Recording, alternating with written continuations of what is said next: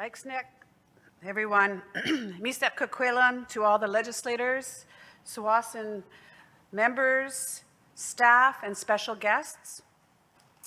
I'm very happy to see all of you here this evening, and I'm grateful that we are here to gather on our final evening of our Fall 25 legislative session. I'm really proud of the hard work that we've done together, that we've collaborated on so far, and I hope you also feel proud of the work that you've done together. Before we go any further, I would like to thank Mary Adams for the table song.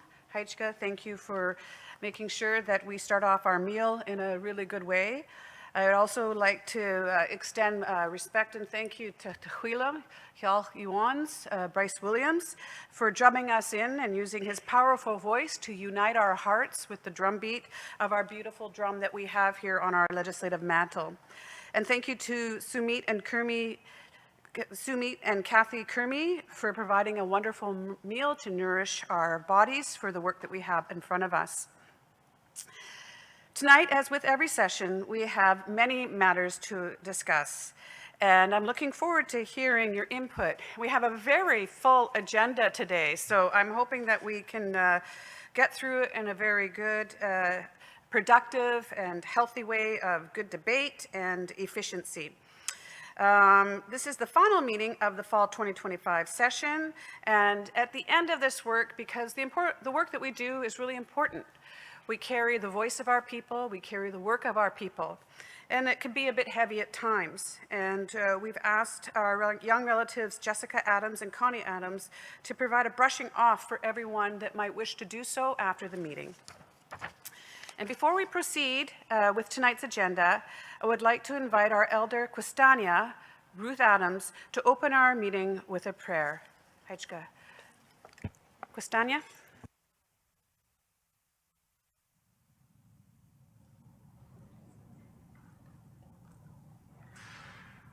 Good evening, everyone. As we got a big schedule, I'll make it short and sweet. In the name of the Father, the Son, and the Holy Spirit, amen. Dear Creator, please bless all of the work at this legislative table tonight. Bless all of the staff that worked on it to put the paper down for everyone to read. And bless the chief and executive for all the good work that they do. And bless all of their dreams and visions that they have for Suwasan First Nation and the legislators also. Bless all of the work that they're going to do for all the members that are on Suwasan First Nation. Bless them all with good health. Flu is going around, so bless everyone, legislators, chief and executive, and all the staff. Keep them all healthy while they do all this good work for all of us. In the name of the Father, the Son, Holy Spirit, amen. All my relations, north, south, east, and west. Osiam Quistania. Thank you for your heartfelt prayer and your good words to get us started off in a good way. Welcome to our feather runner, Dayton Jacobs Mayall. Thank you again for answering the call and sending love and hugs to Madison, who was unable to make it tonight. We thank her for accepting the role, and we're grateful that you are able to be here in her stead. As is our tradition and our custom, I would like to remind legislators, staff, and guests to wait until they have the feather before speaking, and to pass the feather back to the feather runner when finished speaking. And always remember that I would really appreciate it if you keep your cell phones on silent. I'm looking over at our audio-visual guys. Our cell phones to be on silent, and we really appreciate that. For tonight's agenda, like I mentioned, we have a very full agenda. We're going to start with a third reading of Bill 002-2025, the Elections Act 2025. We will then have the third reading of Bill 003-2025, the Education, Health, and Social Development Amendment Act 2025. Then Then we will have an update on major initiatives, and we'll have a presentation on TFN's agreements and relationship with the Vancouver Fraser Port Authority. Our wonderful manager of treaty rights and title, Sheila Williams, will be co-presenting with Aaron Harlows, our Vancouver Fraser Port Authority's Director of Indigenous Programs and Strategic Partnerships. Welcome. Following this, we will have an update report on the land use plan amendments. Then we will hear an update on the facilities plan. And after this, we will discuss and vote on legislature resolutions. And finally, I will then ask each legislator for closing comments. Are there any questions or comments on tonight's agenda, legislators? All right, let's get to work. We are now moving to the third reading of Bill 002-2025. Oh, my apologies. Chief Cassidy sends her regrets. She's unable to attend. She's attending an important matter. And Councillor Taylor Baker is on remote today, and I'll be asking for her vote at the end of after everybody raises their hands, and so I'll be calling on her in that way. All right, welcome, Councillor Taylor Baker. All righty. This is the third and final reading before we vote on whether this bill, Bill 002-2025, the Elections Act 2025, is approved into law. As a reminder, at the last meeting, we had a wonderful roundtable discussion on the Elections Act, where we heard some great comments before moving this act into the third and final reading. So now, legislature, it's time for you to offer any final thoughts, comments, or questions on this act. I will now open the floor for any final words that you would like to share. Hajka.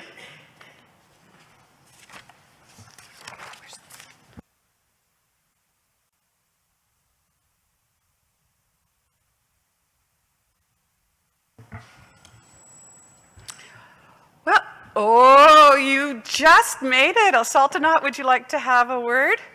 Please do so. Aitchka Dayton for the Feather, thank you for allowing me to speak.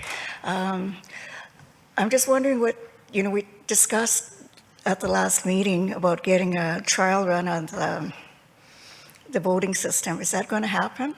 And are we going to get notice, or basically that's it? Okay, Aitchka. Aitchka legislator. Connor, would you like to offer any comments? I think that the message was received that we would like to do a pilot, but would you like to offer any other comments, Connor?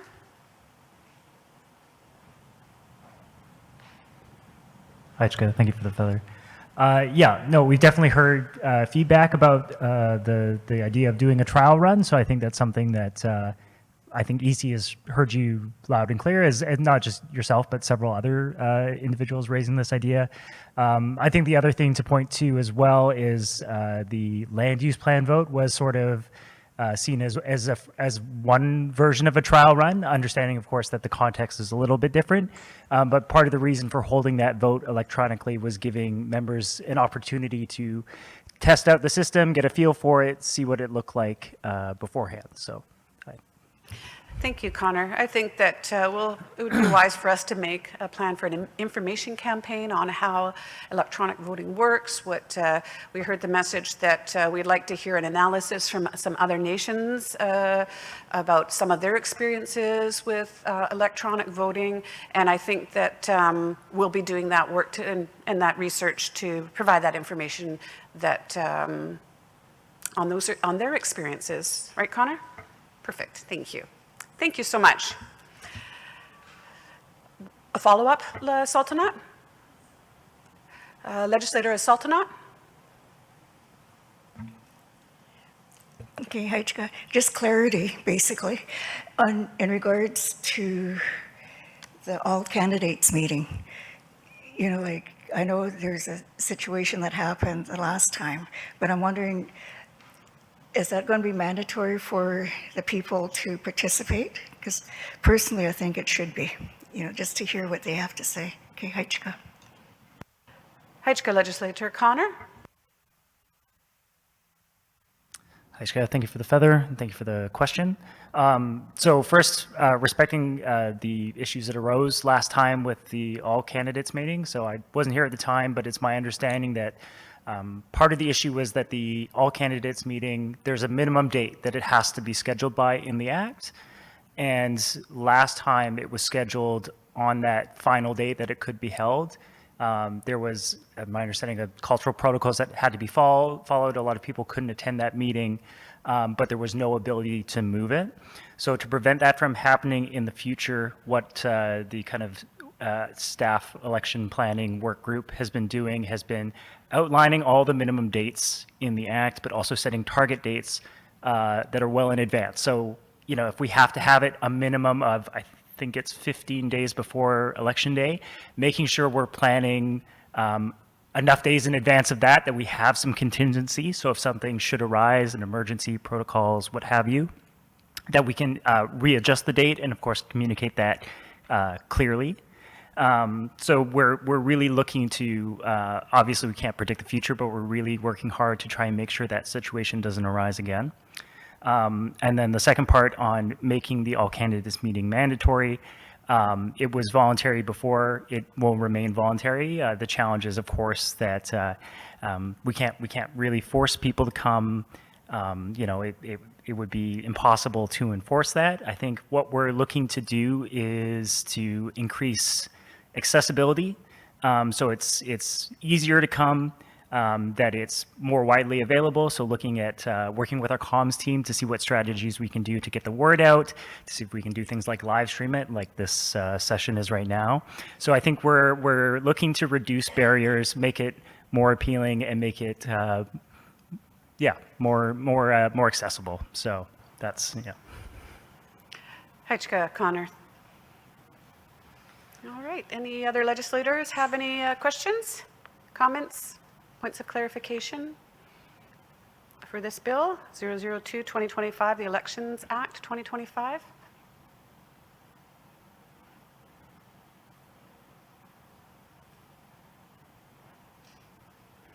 All right, thank you, legislators. Seeing as there are no more comments or questions, I will now read the motion to approve Bill 002-2025, the Elections Act 2025.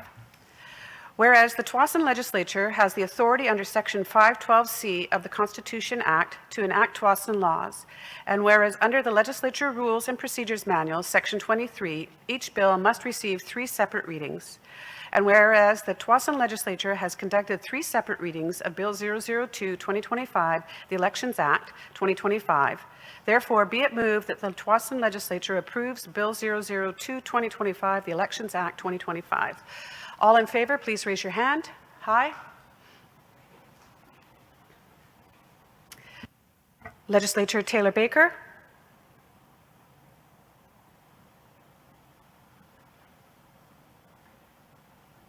Oh, did you get that? Can you repeat that, please? I approve. Okay, I see your lips moving to say that you approve, but I couldn't quite hear you. But can you just give me a thumbs up or a thumbs down? Hajka, thank you. That was a unanimous vote. Thank you, legislatures, for all that hard work. This bill has now been passed. Hajka. Thank you. Sorry, point of order. Thank you. See, you're earning your place here, Simi. I got so excited that we were ready to go. May I have a mover? Tehuilam, Legislator Tehuilam Bryce Williams. May I have a seconder? Legislator Laquolia Tia Williams. All in favor? Thank you. Legislator Taylor? Thank you. AV, we're having some trouble with hearing Legislature Taylor, but I understand that she has voted in favor. This bill has passed. Thank you very much. Thank you for correcting me, Simi. I appreciate that support. See, being in the hot seat's not so hard after all. Thank you, legislators. And that now moves us to the third reading of Bill 003, 2025, the Education, Health, and Social Development Amendment Act. Moving on to the third and final reading of this Amendment Act, we will now have an opportunity to have some final discussion before we vote on it. Now is the time for any final comments on this Amendment Act. I open the floor to the legislators for any final comments on Bill 003, 2025, the Education, Health, and Social Development Amendment Act 2025. Legislators?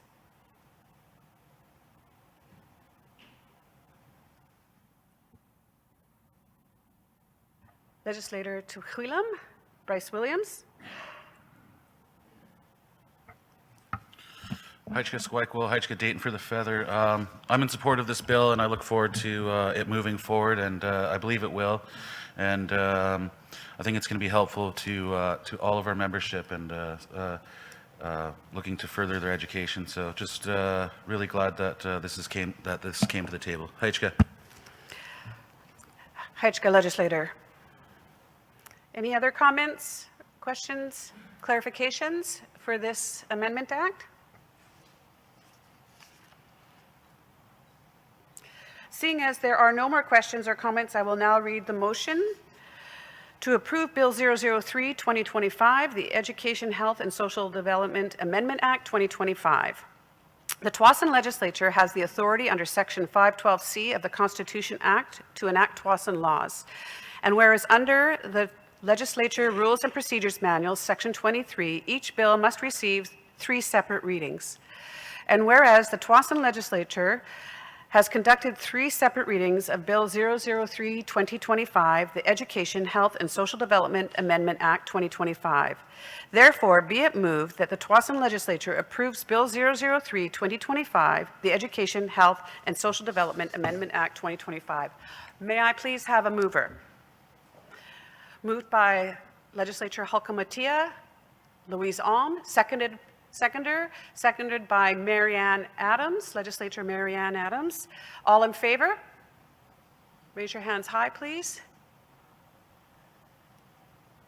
Thank you. Legislator Taylor Baker. I approve. Heichka. This bill has been passed unanimously. Thank you very much. Now we have done some formal business, and I'm very grateful for the work that has gone into passing those 2 bills. Now we're ready to hear a presentation on TFN's relationship and agreements with the Vancouver Fraser Port Authority.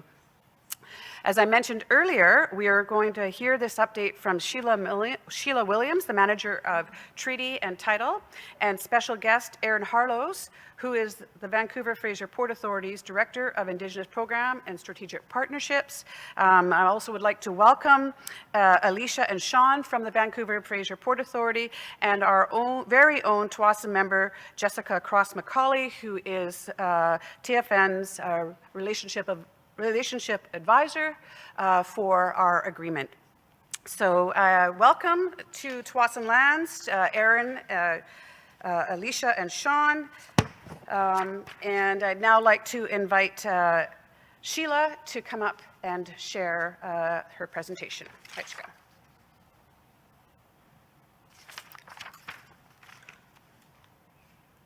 Heichka for the Feather. I'm actually going to be co-presenting with Aaron Harlows today. It's a bit of a lengthy presentation, so we're going to blow through as quickly as possible. I believe that legislature is able to take it away and ruminate on it afterwards as well. And then, come and see me after for more questions throughout the weeks and months and things like that.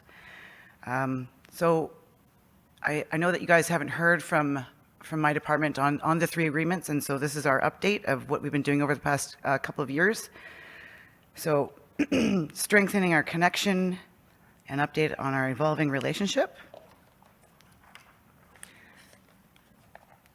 So We're going to talk a little bit about an update about the relationship agreement, the environmental co-management agreement, and the mutual benefits agreements, and then some next steps.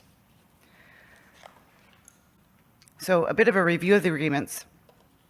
The relationship agreement focuses on between TFN and the Port Authority and respect to all operations, procedures, and programs and projects.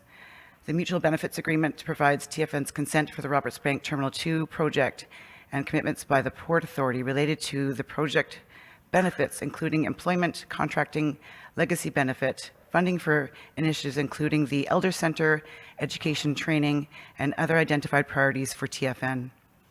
And then we have the environmental co-management agreement, and that focuses on the collaborative development of plans, permits, and conditions of priority to TFN aimed at mitigating and monitoring impacts of RBT2.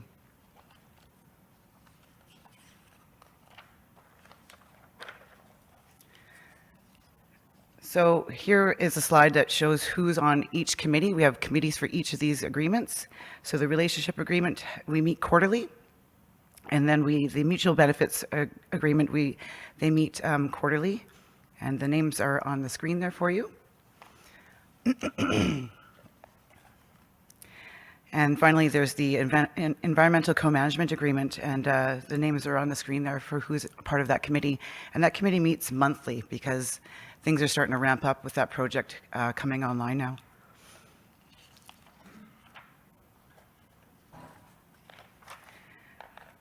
So here's some highlights from the relationship agreement work from 2023 and 2024. As a quick reminder, this agreement oversees the collaborative engagement between TFN and the Port Authority with respect to operational procedures, programs, and projects across the Port of Vancouver. The Port of Vancouver has a large, complex jurisdiction. It borders 16 municipalities. It intersects the traditional territories of treaty lands of not only TFN, but more than 35 Coast Salish Indigenous groups.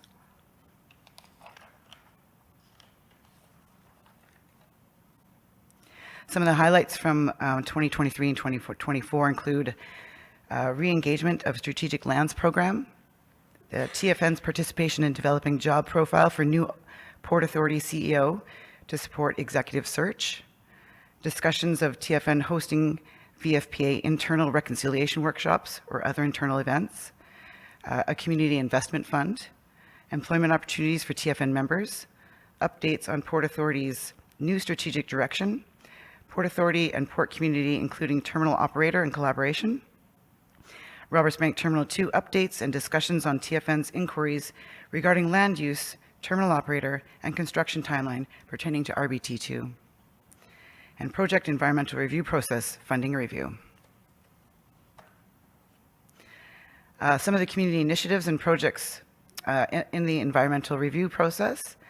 So part of the funding from the relationship agreement, there's a community initiative that was funded by the Port Authority for the Salisalim for 2022, the TFN Community Farm, and again in 2023 for the community farm. And then in 2024, Tawasin had asked for funding for the TFN Cultural Hub. And then we also have the project environmental review process. So TFN participates in this process in a collaborative and active manner. The Port Authority annually, for participation in the PER process, this amount represents the cost of TFN's participation in the PER process by having a half full-time employee, a TFN employee. And the committee reviews the PER process funding every 3 years to make sure it aligns with TFN's participation and is last reviewed in December of 2024.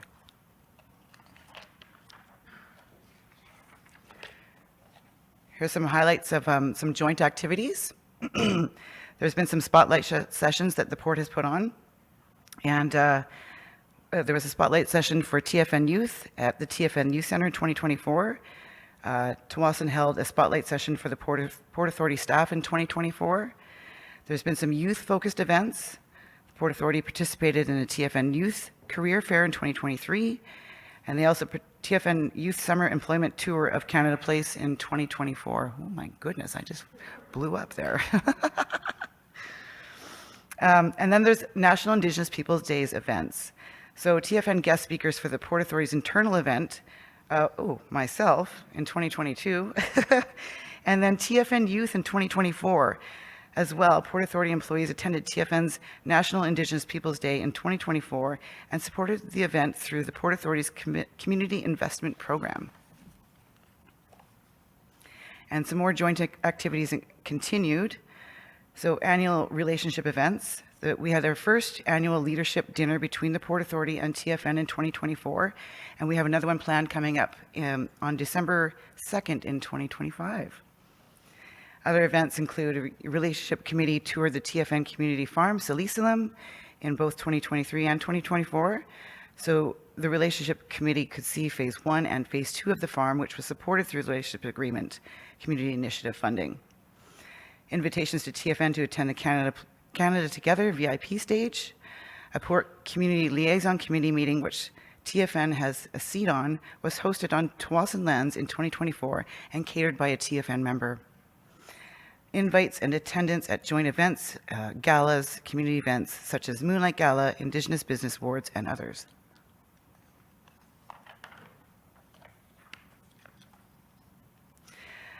I'm going to pass it on to Erin Harlos, the Director of Indigenous Programs and Strategic Partnerships and fellow Relationship Agreement Committee member, to provide an update on the MBA Committee. Hajka, Sheila, thank you so much for your part of the presentation. Erin?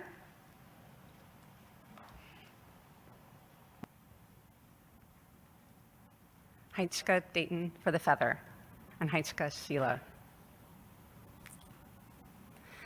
As Sheila had shared, this agreement, the Mutual Benefit Agreement, as well as the Environmental Co-Management Agreement, are specific to the Roberts Bank Terminal 2 project.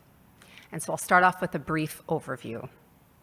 The project, as shown on this slide, includes 4 primary elements.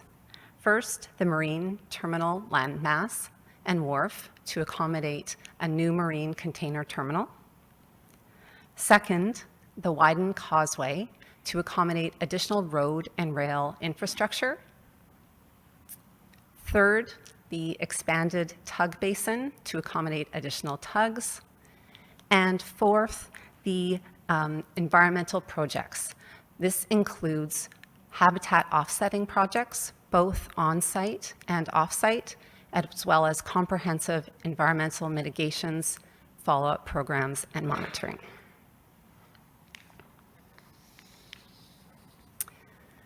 In terms of project status, we submitted a Species at Risk Act compliant Fisheries Act authorization application in October of 2024 and anticipate a decision from the Minister of Fisheries and Oceans in approximately a 2-year timeframe by October 2026. There is still lots to do before construction begins, including permits, ongoing collaboration and consultation with Tsawwassen First Nation and First Nations, and we are working towards a construction start of 2028, targeting operations starting in mid-2030s.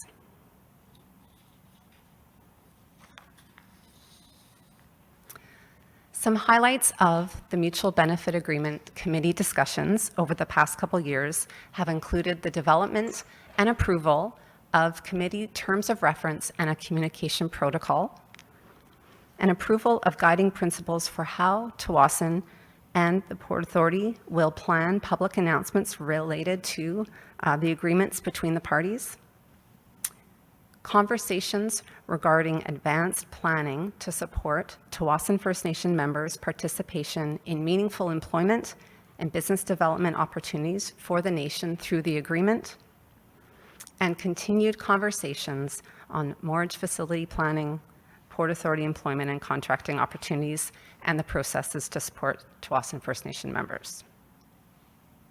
And additionally, acknowledgement of support and aspects of the agreement.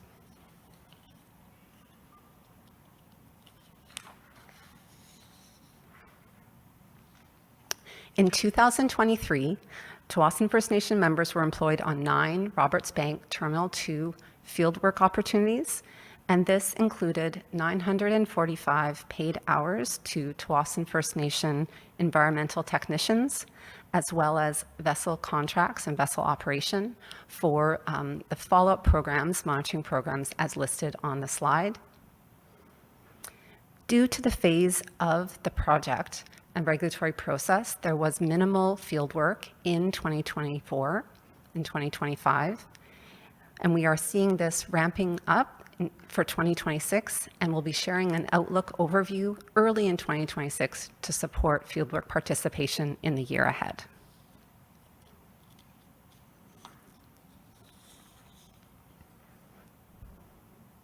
The annual education and training payment, which is an MBA payment used to supplement Tsawwassen First Nation contributions to post-secondary tuition and living allowances to members enrolled in accredited post-secondary programs, has benefited 24 members to date, 9 in 2023 and 15 in 2024. And employment opportunities at the Port Authority Canada Place office are shared bi-weekly, and you can see an example of how these are included on the screen.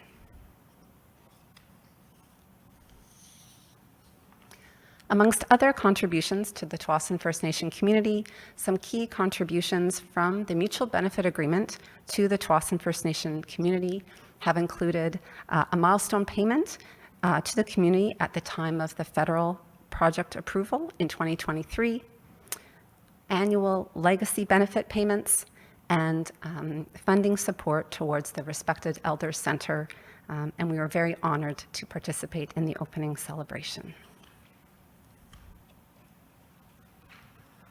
And now I'll pass it back to Sheila. Thank you. Thank you, Erin. Sheila?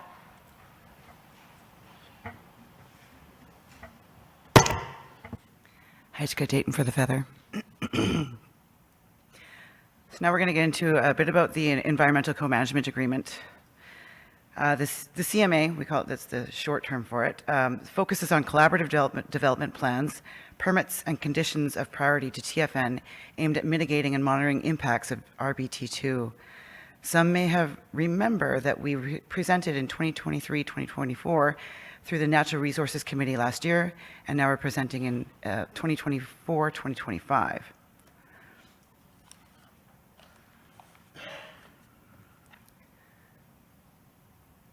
Some overview of the committee discussions. Oh, slide 20. Oh, that's strange. Oh, there we go. Thank you. So some of the things that we do here, a lot of it is a very technical work, right? So there's the Species at Risk Compliant Fisheries Act authorization application, quite the mouthful. Reached consensus on the offsetting checklist. We finalized the Tsawwassen Misteo CQ project, so that's the Tsawwassen Marshlands project, and the Seaward Marsh expansion memorandum of understanding. We also created a decision charter for TFN-specific components of the Indigenous Monitors Plan, talking more about federal and provincial conditions and the development of criteria to address core TFN interest for the Emergency Response Plan and Accident and Malfunction Resource Plan, and proposed sections for committee input and co-development. Some summary of the mitigation measures. This one is about the crab baiting away study. So it was a field-based baiting away pilot study that looked at the effectiveness of Dungeness crab baiting away measures as the potential approach to reduce handling of crabs during the marine salvage efforts. TFN input has included tagging methods, timing and duration, bait type, configuration, location, dimensions, study pilot, and bait accessibility.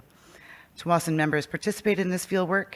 We had a vessel operator and environmental technician, and Tsawwassen has shared general support for advancing conventional salvages over baiting away methods in open areas.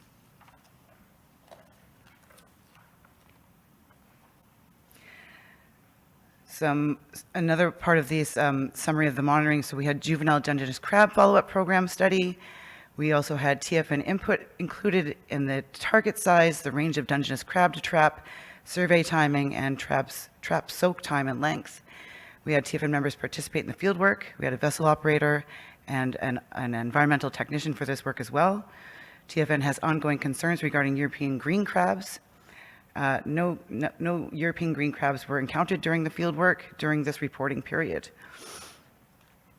The Port Authority has provided funding to support TFN's annual monitoring program for invasive green crab management. And then we're going on to the juvenile salmon follow-up program for pre-construction monitoring. TFN members participated in the fieldwork as well with a vessel operator and field technicians. There's going to be a 4th year of pre-construction data collection for juvenile salmon density and distribution follow-up, which began in March 2025 and involved participation of 2 TFN guardians in the fieldwork. The Port Authority is also contributing to TFN's pilot study focused on testing new technology for tagging and tracking fish.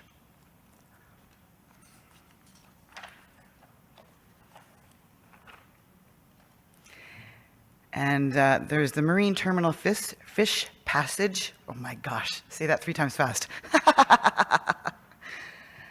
Okay, so the Marine Terminal Fish Passage is part of the project design that has been advanced, acknowledging the importance of addressing habitat connectivity and the potential effects to juvenile salmon migration. Preliminary design is now incorporates elements to minimize or reduce predation in response to TFN's concerns. Consultation continues with Tawasin to advance this design element and follow-up program. TFN has expressed uncertainty as to whether the Marine Terminal Fish Passage will be sufficient for mitigating changes in access to vital estuarine habitats. The Port Authority notes TFN's continued priority for a breach of the existing causeway.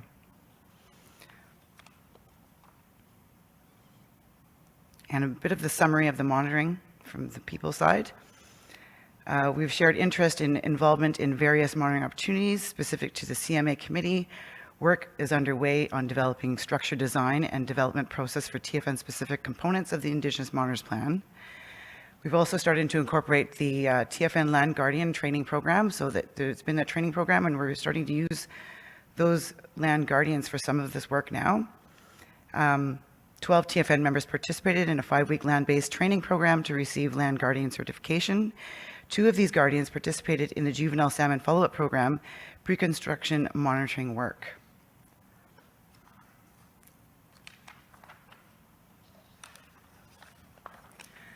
And we're at the next steps. We can go next slide. So what's the plan for the committee in 2026? Meetings will continue for all committees. The annual leadership dinner in December. 2025 annual reports will be prepared in the new year. So the relationship agreement each year, the VFPA will produce a report for TFN members, the annual report, that will provide a summary of the work undertaken with respect to community initiatives in the preceding year. Under the mutual benefits agreement, we'll provide periodic reports once per calendar year to the implementation committee, so just to the committee. And then the CMA, each year, VFPA will provide an annual report for TFN members. The CMA committee agreed that the CMA annual report will follow the TFN's fiscal year of April 1st to March 31st of the following year. And questions? Haichka, Sheila, and Haichka, Aaron, for your presentations. I will now open up the floor to legislators for any questions or comments or points of clarification. Legislators?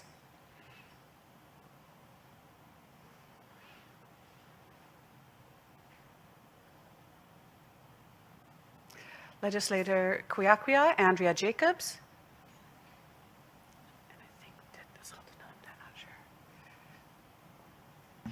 Haichka Squeaklesiam, Haichka Dayton for the feather, and Sheila for the presentation. And dear colleague, I have like 10 things written down, so I'm going to try and... If you could maybe just give 3 and then let her answer, and then you can... Of course. Then just group them up a little bit, but we'll like to get them all out, okay? Mm-hmm. Some of them are comments too, so yeah. Really appreciate you listening.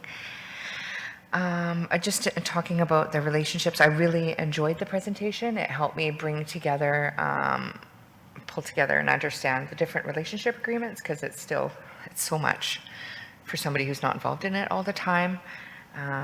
So I guess just a comment was, I can see on the committees, there's a number of committees. I just thought that, and I don't know if we have a TFN member at large on those committees. I can see that we have staff, and some of those staff are TFN members.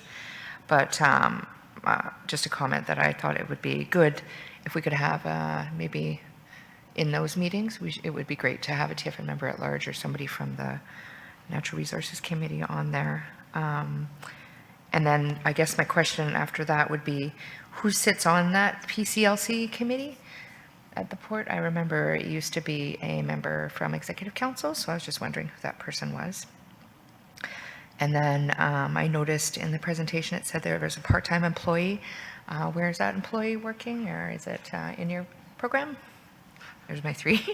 Thank you so much, Hajka. Legislature Kuyakia, for grouping your comments and your questions.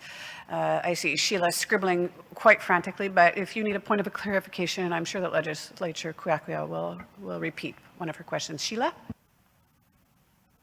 Hajka for the feather, Dayton, and Hajka for the questions.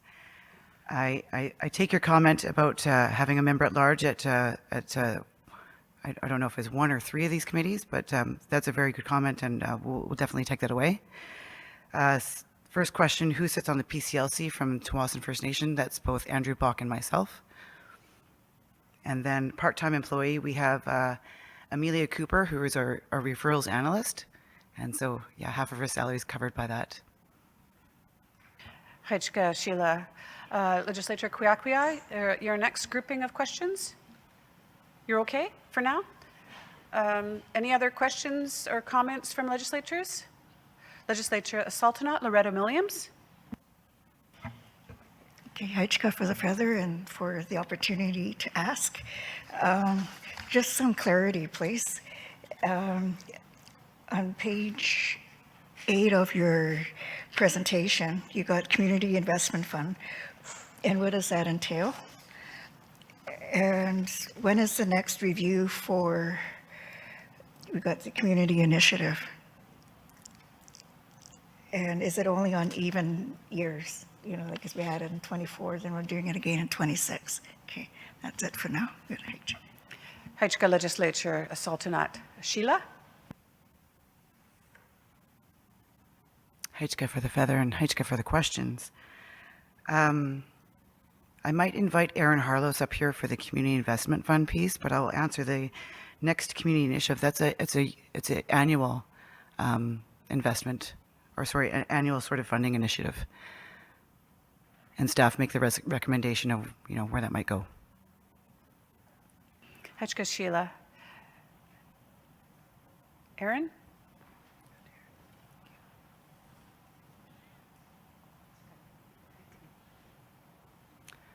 Hajka Featherwinner and Hajka for the question.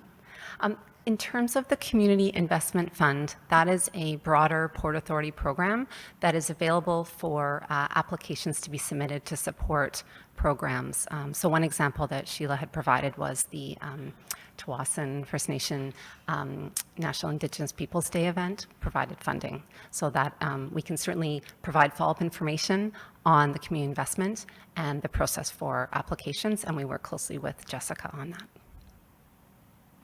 Hajka, Aaron. Are there any other questions from legislatures about the presentation? Points of clarification? Legislature Kuyakia, Andrea Jacobs. Hajka, Squeakle CM. I was just trying to provide other opportunities for questions. What is the annual legacy benefit payments, and where does that go? And my last question would be, do we know if VFPA is exploring or negotiating agreements with other nations, such as Musqueam?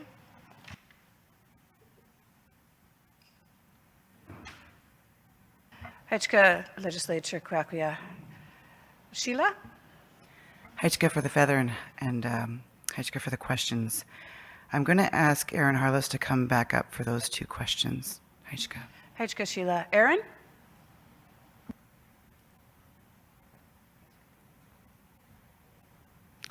Hajka Dayton for the feather. Hajka Sheila for the question passed along. In terms of the Legacy Benefit Fund, that is linked to the overall Port Authority revenues for the year, and that is provided on an annual basis. So each year, we provide that based on the agreement to Tsawwassen First Nation. And apologies, the second question.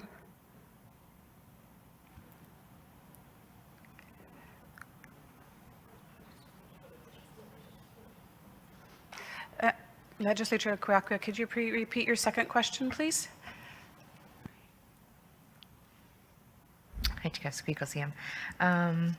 Do we know if VFPA is exploring or negotiating agreements with other nations, such as Musqueam? Haichka Legislature Kwiakwa. Aaron? Haichka Dayton for the feather. Haichka for the question. For Roberts Bank Terminal 2, we do have 27 mutual benefit agreements for the project with other First Nations.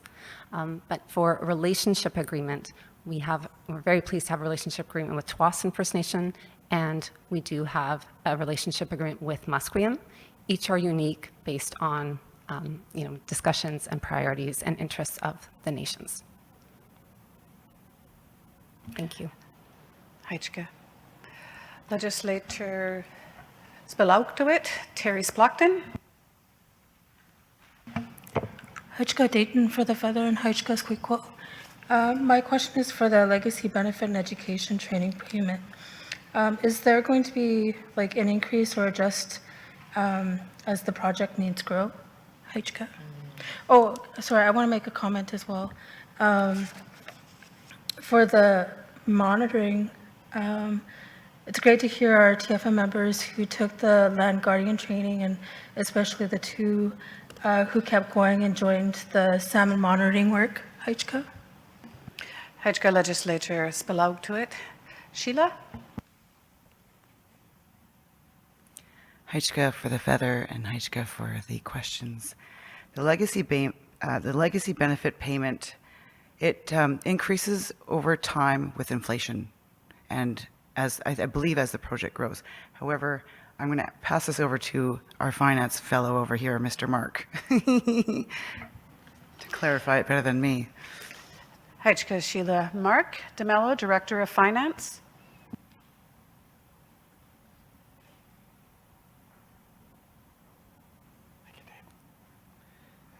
Haichka Dayton, Haichka Squeakquel, and thanks Sheila for passing this on.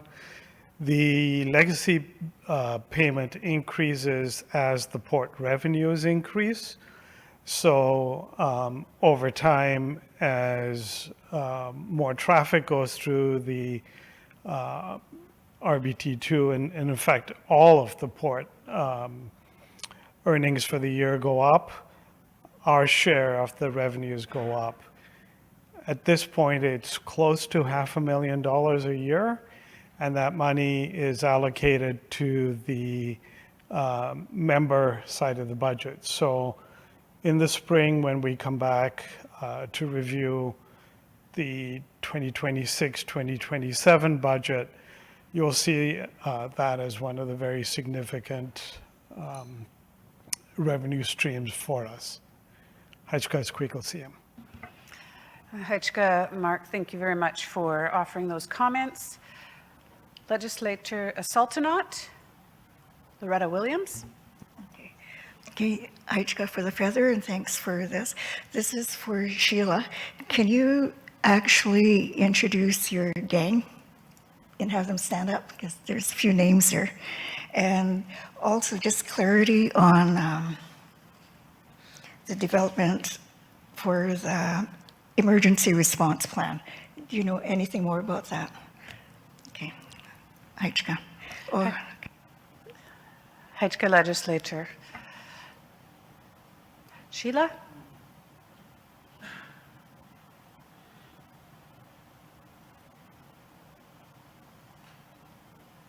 Haichka for the feather, Haichka for the questions. I will ask them to stand one by one as I call up their names. We have Aaron Harlos, please stand. Thank you. Sean McNulty. I forgot your name for a second. I was looking at you all funny. Sorry. And what is Sean's role? I forget. Can I ask him up here to say his role? Is that okay? Sean, grab the feather. There we go. Thank you. Hi, Chair. Thank you for the feather. Sean McNulty. I'm the Director, Regulatory and Permitting for the Roberts Bank Terminal 2 project. Thank you, Sean. Heichka for the feather. And we have Alicia Majorkowitz-Ada, who is the Indigenous Consultation Advisor. And we have our beautiful Jessica McCauley, who is the TFN Relationship Advisor. Heichka, thank you for that, Sheila and team. And then there's a question here about what is the development of the emergency response plan? We're just getting into that right now in the CMA committee, and we do have a new emergency response, I believe, coordinator. I'm not sure exactly what her title is, but I've brought her in on that work now too, and the conversation is just starting. We have the Natural Resources, Crystal Lockhart, as a part of that work as well. Heichka, thank you. You have a follow-up, Legislature Saltanat?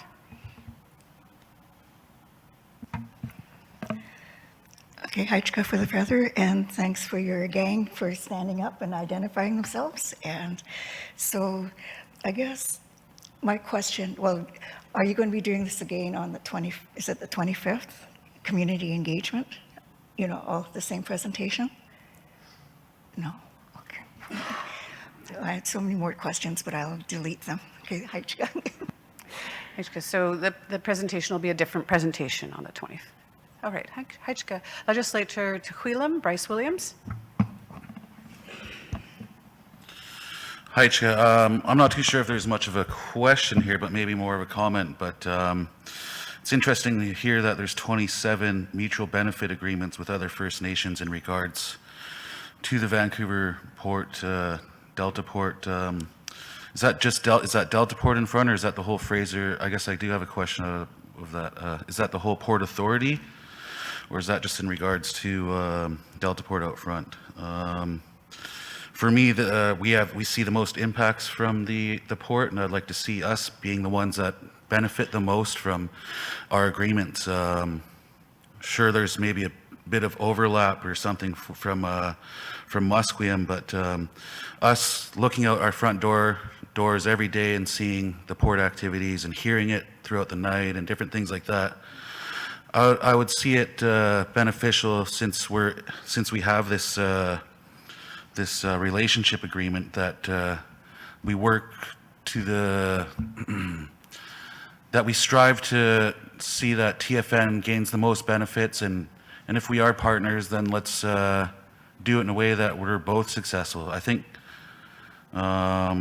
I don't know if I'm wording it all right, but I know that we need to see the most benefits out of anything when it comes to the Delta Port right out in front of our community here. So I'm hoping that's the case, and going forward that we're able to collaborate and lift each other up. I guess I had to use the bathroom. I don't know if the question was asked around a dock, if that was asked of the authority, the Port Authority. I think that's something that we've been asking for years, and I think it would be a great sign of respect and partnership if that was to be started sooner than later, sooner than even before the approval of RBT2, if that happens or not. But I think that's something that would go a long ways for creating up our relationship. And I think it should be a TFN only dock out there, not to be used by other First Nations unless we had some sort of agreements with them or something. But other than that, those are a couple little questions and statements. Thank you. Heichka, Legislature Tehuilam. Sheila? Heichka for the feather and Heichka for the questions. I might have to invite Aaron back up here for a little bit of this, but what I will say is that I believe that Tsawwassen First Nation is the only nation that has an environmental co-management agreement, and that's because of the concerns of our community, because of this development, and it actually gives us a seat at the table to change the way that, or make sure that, the mitigations are there, but also that, our members are the ones who have the butts in boats out there, like boots on the ground kind of an idea, right? And so that allows us to kind of steer it in a way that advances TWAS's objectives and priorities around environmental stewardship and active stewardship around this project. Talking about the dock, there is, in the mutual benefits agreement, there is earmarked in there for a moorage facility. The reason for the stall for that is that construction hasn't started yet, and so it's going to align with construction of the Terminal 2 itself. And I think that maybe Erin can provide a little more color to that, and she can also talk a bit more about what they're bound by for consultation activities because of their project, because it's a federally regulated project. And I'll pass it off to Erin. Hitchka, Sheila. Aaron?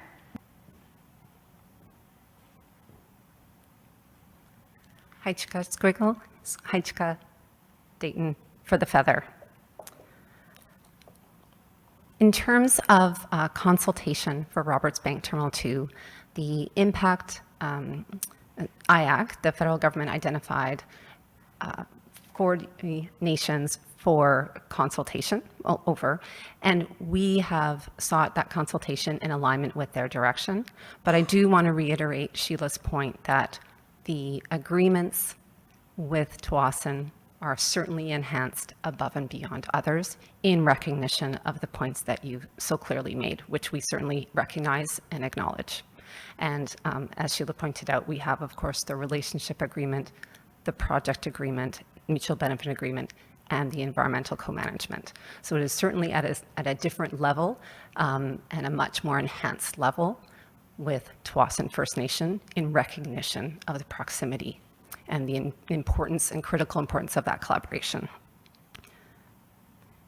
In terms of the moorage, and follow-up, those are important discussions that are happening at the Mutual Benefit Agreement Committee currently, both in terms of planning for the moorage that will be within that Tug Basin area, and also a consideration of interim options to address some of the nearer term needs, and that is directly with TWASN in terms of that access.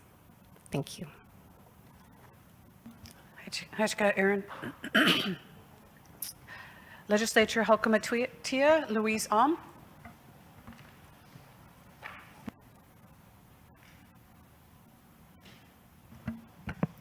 Heichka Squeakosiam and Heichka Dayton for the feather. Hey, my colleague stole half of my question. But I was going to ask about the moorage facility, and thanks for the update on that. But the other half of my question was, you guys also mentioned future power needs for both TFN and RBT2, and I was just wanting to get a little bit more information about that, because a lot of this other stuff we hear at either EC table or you provided in the report tonight, but I don't remember anything about the future power needs for TFN and how that aligns. It's good to hear, but I'm just wanting more information about it. Heichka. Heichka Legislature. Sheila?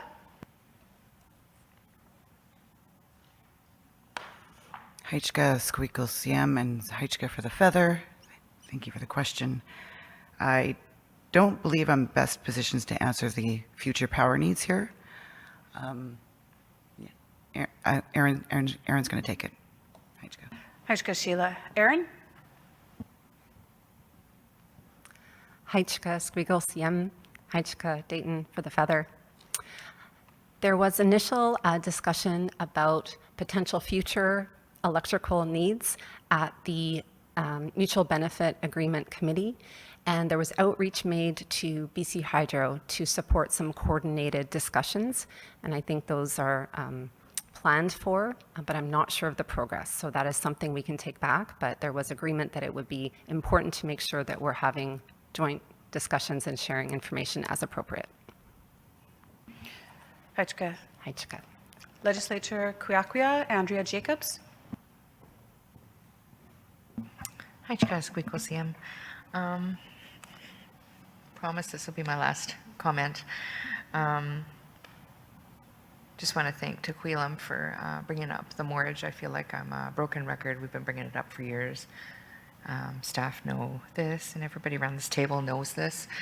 I just wanted to reiterate that, you know, when we look at the impacts are us, those who live here. The impacts are to our crabbers. I feel like we need more direct benefit. We need more direct benefit to the people. We need more direct benefit to the crabbers. We owe it to them, to ourselves. We owe it. And VFPA owes it. And looking at this map, if we say we're going to put moorage there, let's put it on the map. We've been talking about it for years. Let's put it on the map. And yeah, just really passionate about this. I was just wondering, for point of order, if those are just comments. So Heichka, for point of order, I was just wondering, were these updates on the original agenda for these presentations? I was just wondering if it was on our original legislative agenda, because I can think of a resolution that I would have brought to the table if I knew ahead of time. So just wondering. Heichka, Squeakle CM. Heichka, thank you so much. If staff could just check for me on our session agenda, if this was already on there, I would appreciate that. Thank you very much, legislators, for all of your questions. Thank you to the Vancouver Fraser Port Authority team for coming in and presenting to us, to our Tsawwassen staff. Let's put it on the map. I love that. And it's true that Legislature Kwiakwia has brought up the dock every single session, every single budget session, and every single time that there's an opportunity. And you know, the timelines that the port has are not good enough for our people, for the needs, for the requests. What each of our legislators has put out there is that our people deserve more, because we were never asked if that port could be in front of us. We were never asked how we could benefit from that. The port has been successful and has had great financial benefit and bypassed us for decades. We are now moving to a place where we are beginning that journey that should have happened in the 1950s. That's a long time ago. So we're grateful for the work that has begun, but make no mistake, there is way more work to be done, and our legislators are demanding it, our people are demanding it, our ancestors are demanding it.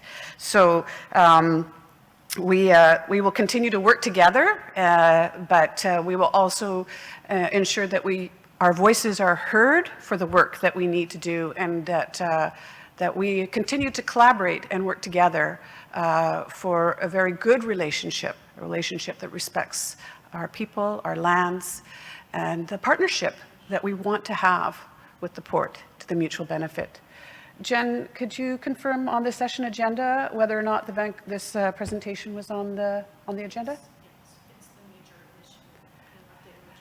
It was labeled update on major initiatives.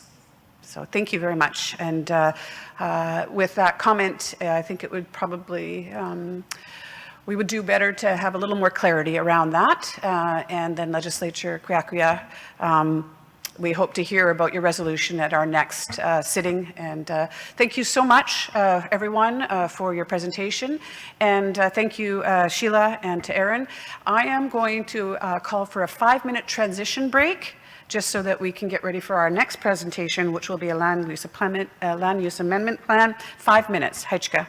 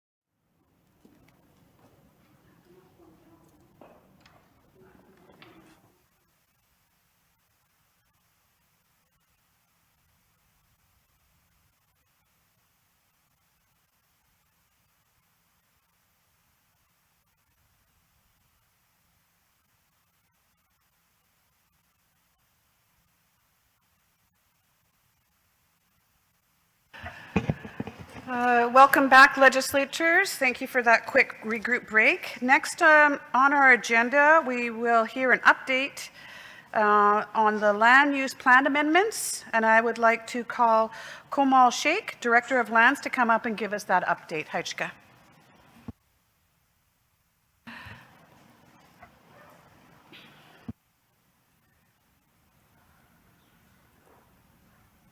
Haichka Squeakle CM, Haichka Dayton for the Feather. I'm very pleased to share this update with the legislature tonight. The 2009 Land Use Plan was our foundational document to unlock all of our development potentials that was enabled by the treaty. And it had a vision that was rooted in Swaziland identity. It was guided by Swaziland values and shaped by our inherent right to self-government that was affirmed by the treaty. Over the past 16 years, we've made significant progress, including the establishment of a legal framework that leads to certainty in land use planning and development, through the development of community facilities, our community farm, the leasehold residential, commercial, and industrial projects that have got enduring prosperity for the nation. We've made strides in member housing, and of course, all this is enabled by the construction of roads, infrastructure, and the expansion of our land base. Between 2023 and 2025, staff began to work on a land use plan update in response to our growth and evolving community needs. And through this update, it allowed the community to connect, co-create, and reimagine the future of the nation. And the plan became a framework that fused traditional knowledge, lived experiences, and innovative thinking to address our growing community's needs and prepare us to address the challenges that future might bring. The development of this new plan was informed through intense community engagement. Haichka to everyone that participated in our departmental, executive council, and legislative workshops.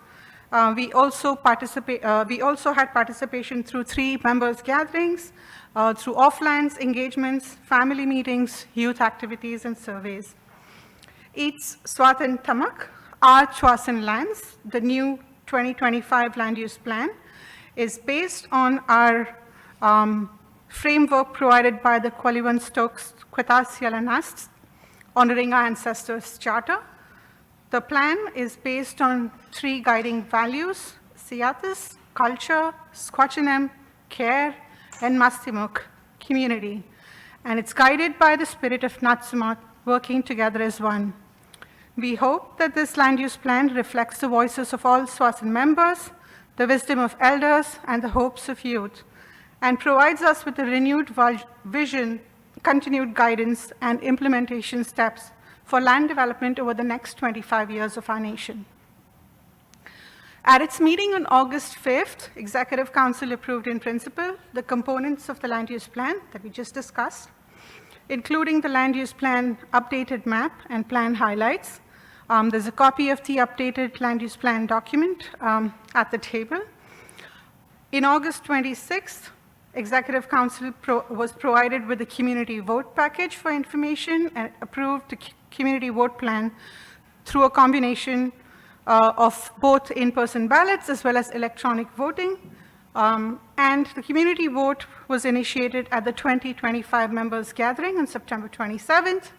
The vote was closed on October 10th, and members voted overwhelmingly in support of the updated land use plan. 27% of the vote was through electronic votes, and 53 of the 54 voters selected yes. On October 21st, Executive Council approved an order to adopt the 2025 land use plan, Eats Swathan Tamak, our Chwasan lands, substantially in the form that's presented in the documents on your table. At the 2025 members gathering, we also conducted engagement on incorporating cultural elements into the plan via language, graphics, photos, old maps, and stories as shared through the member engagement.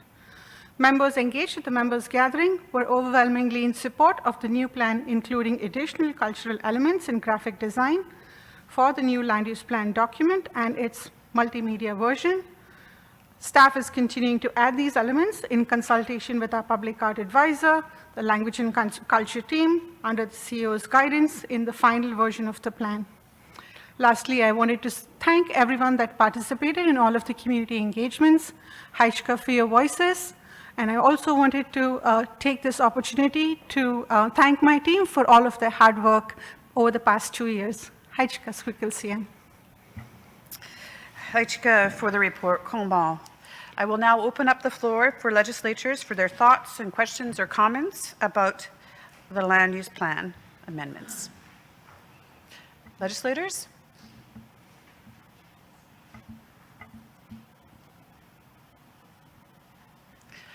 Legislature Sultanat, Loretta Williams. Haichka for the feather, and thank you for the presentation. Lost my train of thought but thanks for the maps in here, because I find that the colored maps are very, very visual, so you can get an idea. For the land use plan, I'm just wondering about the future housing. I see we got some for mixed use and for industrial, but I'm just wondering about future housing, like way in the future. Okay, Haichka. Haichka Legislator Komal. Haichka Squeakle CM, Haichka Dayton for the feather, and Haichka Legislator Sultana for the question. For the future housing opportunities, we have mapped out some areas. We've looked at the 13-acre parcel, which was set aside for the development of future member housing opportunities. There's also the additional Brunswick Point lands that are in the ELR, but allow for low-density housing. And we also have potentially the use of community uses along the waterfront adjacent to the industrial lands as well. Haichka. Haichka Komal. Sultanat, do you have a follow-up?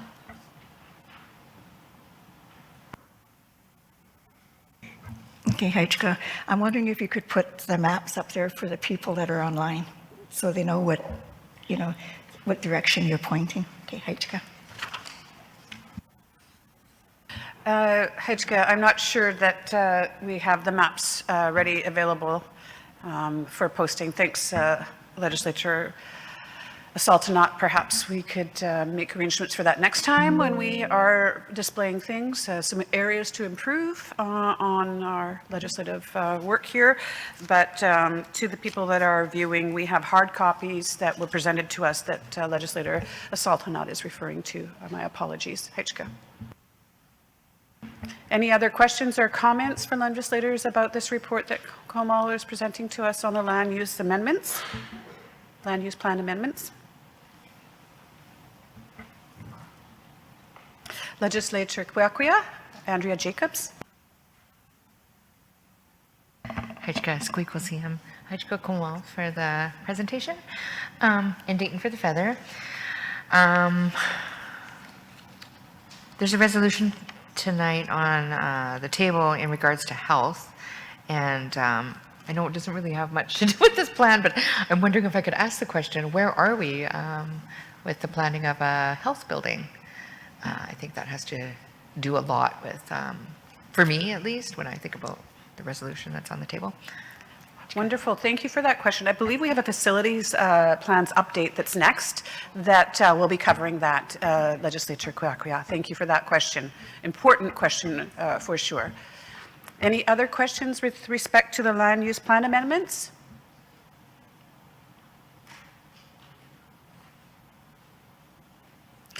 Keeping in mind that if you review this document and you've take it home and study it before you go to bed, and it's on your reading list every day, and you come up with some questions that you do have, staff is always available to answer your questions and put any clarifications, and also take any kind of thoughts that everybody's looking for ideas as well. So thank you so much, Komal. This land use plan amendment has been approved, and we are now using it. Haichka, thank you so much, Komal. Haichka CM. The new land use plan will be posted on the website in the very near future. Thank you, Simi. Hajka.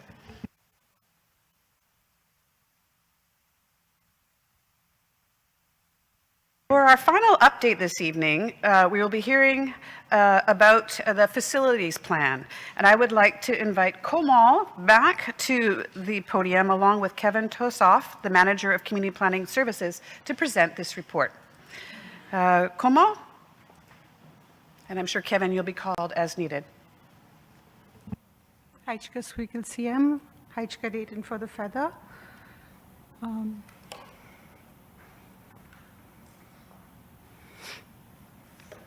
Hajka Jen. I just wanted to provide legislature with an update on where we are with planning many of our important community facilities. And this evening, we hope to share a summary from our leadership retreat, the strategic planning session with Executive Council and Legislature in September, and the community priorities that were identified at that retreat. We also conducted some exercises ranking those priorities into short, medium, and long term. We'll discuss that. And then we'd also like to share the use of our old Elders Center in the interim.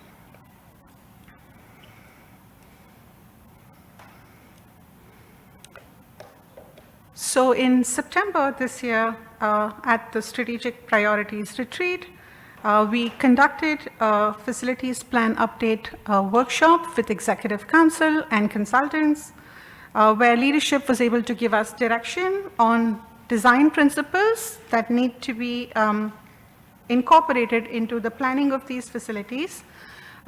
We also ranked projects prioritizing their delivery timelines and community needs. One important thing that I did want to highlight for legislature was our new facilities, the Youth Center and the Elder Center, were just one building on a small site. And coming up next in the pipeline are a multitude of facilities that will meet the community's needs, but they're also planned on complex sites that are large and that accommodate more than one building. So it's really important for us to really thoughtfully decide how we want to deliver those facilities in a manner that takes into account not just the community's needs, but efficient budget planning, incorporating stewardship opportunities where possible, and making sure they're tied in with our cultural values. I'm going to invite Kevin Squeakle CM, if that's okay, to share the next part of this presentation. Hajka, thank you so much, Komal. Kevin?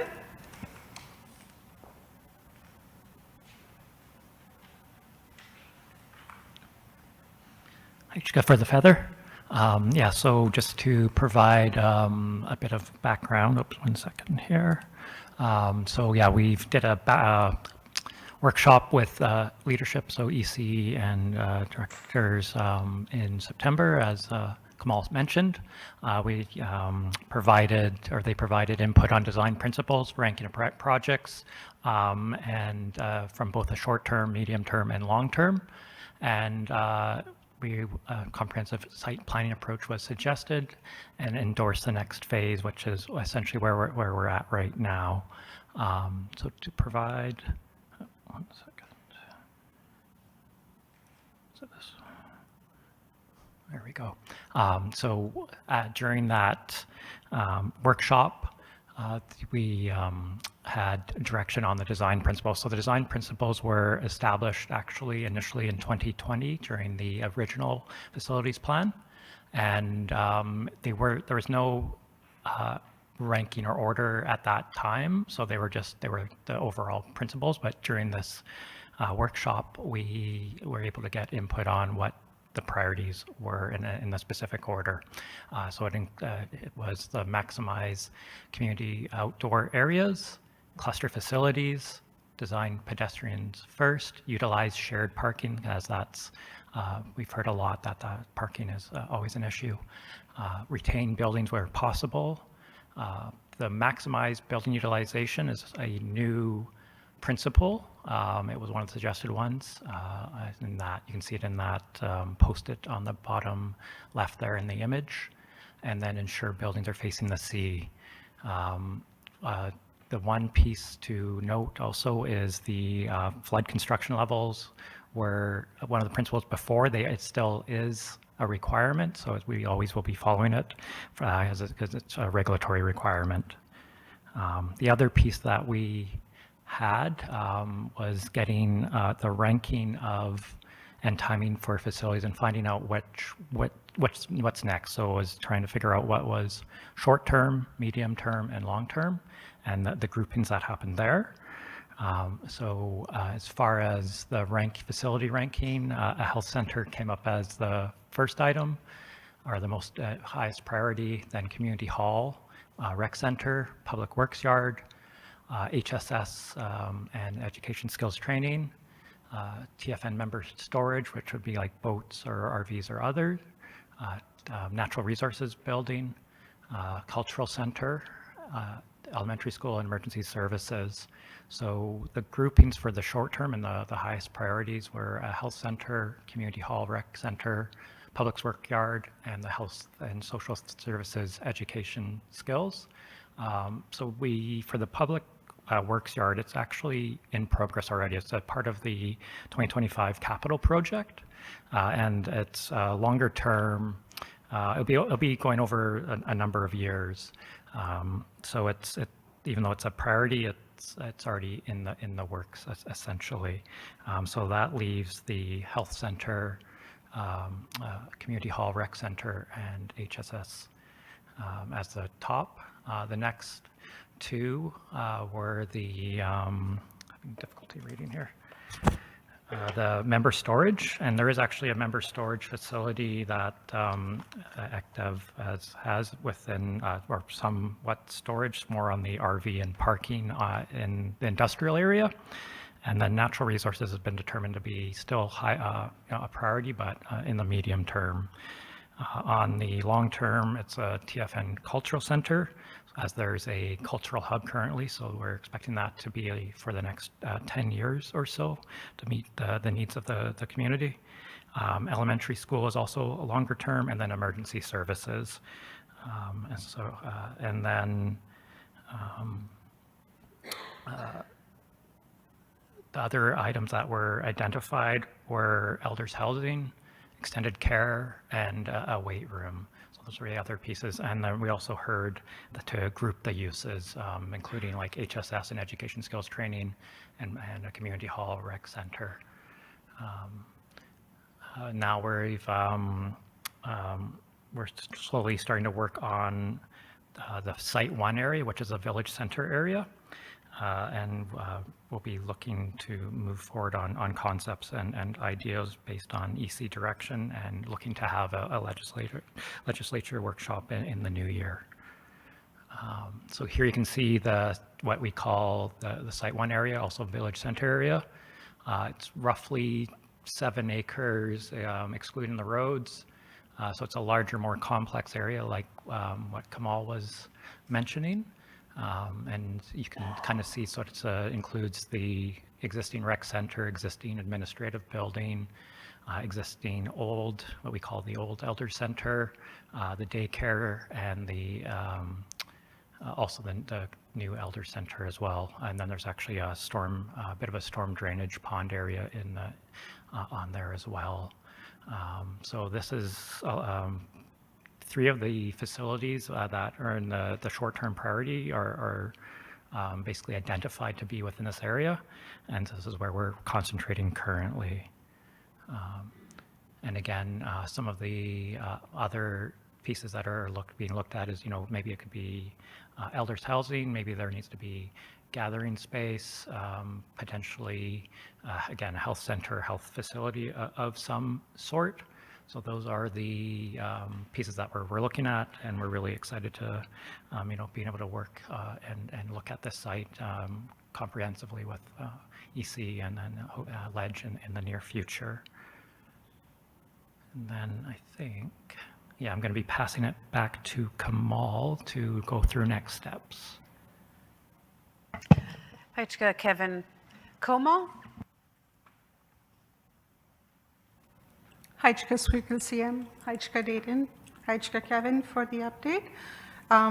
In terms of next steps, we are looking to develop options for the site plan of the village center. We've just started that process with Executive Council, but we are looking forward to receiving direction from our membership as well on what are the community priorities and how they would like these areas to shape up. We're hoping to do some early engagement with our membership in the coming weeks, and we're looking forward to also doing a workshop with Executive Council and Legislature in the new year, where we really drill down the design of these spaces and the program for these spaces. In the meanwhile, we're also, Swasan, we're always doing, I love the word that I learned from a Musqueam elder. She called it Tata wheels, and that's continuous form of inquiry, and you keep on improvising as you go along. And so while we are developing our ultimate facilities plan, we are also planning for an interim use of facilities plan, because it's not easy to build all of it at once. So we're looking at the old Elders Center, the old youth center, the old Elders Center, next to the administration building.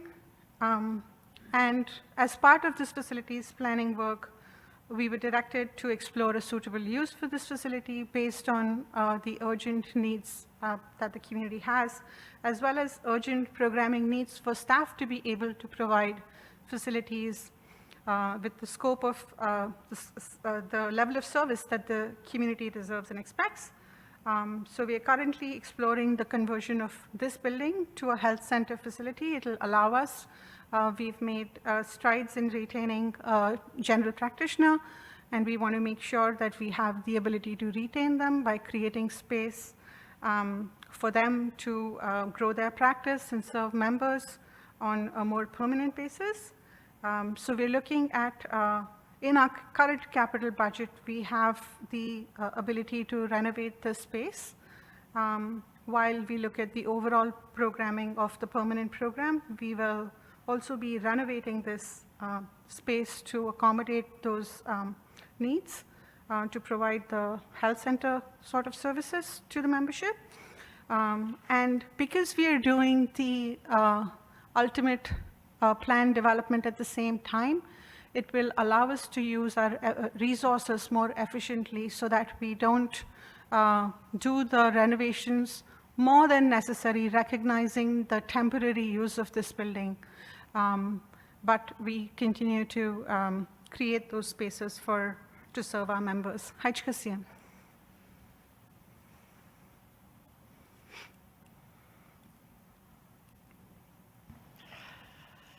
Thank you for that last slide. Now I know that we were done. Heichka Komal, Heichka Kevin for that presentation and that wonderful update to our facilities. Are there any questions, comments, or curiosities from legislators with respect to this report? Legislature Pelihua, Don Williams. Heichka Squeakle CM, Heichka Dayton for the Feather. I'm just looking at this renovation plan for the old Elder Center. Do we have a cost of how much that will be? And if this is the option that we're going with, what kind of buildings does this free up? Like I know right now they have the building behind the rec center, they have the old Elder Center, plus the red building. So I'm just wondering if we do this, what kind of buildings are freed up? Heichka. Heichka Legislature Komal. Heichka Dayton, Heichka Squeakle CM, and Heichka for the question. We do have $250,000 in our current capital budget for the renovation of this facility. Recognizing that this is going to be a temporary solution, our current plan is estimated at $80,000, and so basically that is just creating the spaces that are necessary to provide the services. The idea is to house the doctor's offices that are currently in the old Elder Center, And we will be creating office space and exam rooms in the old Elder Center. The staff offices in the HSS trailer will still remain. This is going to be a stepwise plan, but at least our nurse practitioners and the general practitioner will have their exam rooms and the practice in a more permanent location for the next little while. Hajka Komal, and the trailer behind the rec center, what will that be? Will that be repurposed, or how would that be? Hajka, for the question, the trailer behind the rec center is currently used as counseling spaces, and potentially those could be moved to the old Elder Center, freeing up that trailer. Hajka Komal. Are there any other questions or comments? Legislator Sultanat, Loretta Williams. Okay. Hajka for the feather, and thank you for the opportunity to speak. I'm just trying to envision, you know, like with renovation of the old Elder Center, you're hoping to put people in there. And then you got all these other buildings. So, and then you got the rec center. So is that long-term, you know, like for the rec center? Is it going to be torn down? Is it going to be rebuilt? Or, you know, I'm just trying to envision all of this. And is it a done deal now for the old Elder Center to be put into a medical center? Okay. Hajka Legislature Komal. Hajka Dayton, Hajka for the question. So the facilities plan is done in many steps. We're first looking at the future needs of the community and programming that each building needs to have, and then looking at the space we have to fit in that program. That's one aspect of it. For the Elder Center, so the rec center that you asked about is something that needs to be functional until our new administration building is ready and ready to host our legislative meetings and other functions that we currently rely on the rec center space for. And that is about at least 2 years out. So we need to preserve that space and the other office spaces there. The health center use for the old Elder Center is something that was considered by Executive Council, and they were generally in support of our exploring that option. I do believe there is going to be community engagement over the next few weeks in general about the facilities plan, and if there were other opportunities for that space, we would be happy to take those into account through that community engagement. Hajka. Hajka Komal. Legislator Sultanat, a follow-up? So this is basically just an additional question in regards to the buildings. So right now we have community benefits program, you know, like, and right now they're using the old church, you know, like for their food bank, for clothing exchange and all this other stuff. So I'm wondering if that would be, you know, the option to use for the old elders building for the community benefits, you know, like, because that building is more central and, you know, like, and it seems bigger than the church. So that's one option. I have so many more, but that's it for now. Hajka. Hajka Legislator. Any other questions or comments? It sounds like that while we have Komal here and we have her focused attention, we can ask her any questions or any clarifying points, but this will not be our last opportunity to have input. There will be some engagement sessions as well, but while we have her as a captive speaker, are there any other questions, comments, points of clarification from legislators?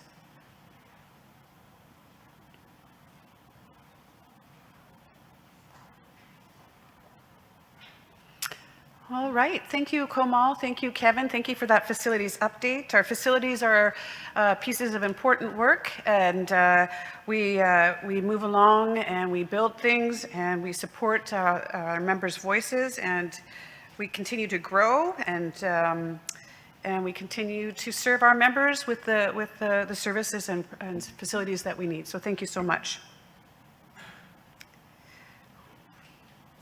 Well, we're now on to the last grouping of items on our agenda. We're moving quite well through the agenda. I'm very pleased. It was a large agenda, and I thought we were going to be here till like 10 or 11 at night, and I was a bit worried. So I'm glad we're going through this pretty good. So our next item on our agenda is the debate for the legislature resolutions. Now is the time to debate and vote on the resolutions brought forward by Legislator Pelihua, Don Williams, and Legislator Tuhilam Hiwans, Bryce Williams at the last meeting. The first resolution that we're going to be considering tonight is the resolution to evaluate cost effectiveness on engagement sessions that was moved by Legislator Don Williams and seconded by Legislator Taylor Baker. Just as a quick reminder, this resolution requests Executive Council to evaluate the cost effectiveness of engagement sessions and explore the use of virtual engagement as an alternative when travel is required for member engagement. I would now like to invite Legislator Pelihua Don Williams to briefly explain her rationale for bringing this resolution forward, and then we'll open the floor for some discussion and debate. Haitchka, Legislator Pelihua. Haitchka Squeaklesim, Haitchka Dayton for the Feather. Yeah, so a little bit behind this, our engagements are really important. We get a lot of info from our members, and I really appreciate all the feedback. But just for off-lands engagements, the cost for staff, overtime, our hotel, our flights, all of it adds up, and it puts a lot on our staff too for working during Monday to Friday than having these engagements as overtime. I really do appreciate the work that goes into it, but I really feel that we can reach all members by virtual engagements, and this makes it fair to everyone living off-lands. So I'll just go into reading the resolution now. Resolution to evaluate cost effectiveness of engagement sessions. Whereas the Tsawwassen Legislature recognizes the importance of engaging all members in accordance with the principle of equality set out in the Members' Guarantees Act. Whereas the Tsawwassen First Nation 2026-2031 strategic plan calls for Tsawwassen to establish community engagement practices and tools that are inclusive, reliable, and accountable. Whereas the current locations of off-land engagement sessions are accessible to only a small portion of Tsawwassen members residing away from Tsawwassen lands.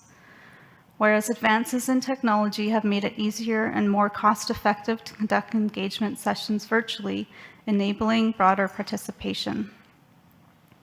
Whereas member engagement should strike a balance between accessibility and fiscal responsibility.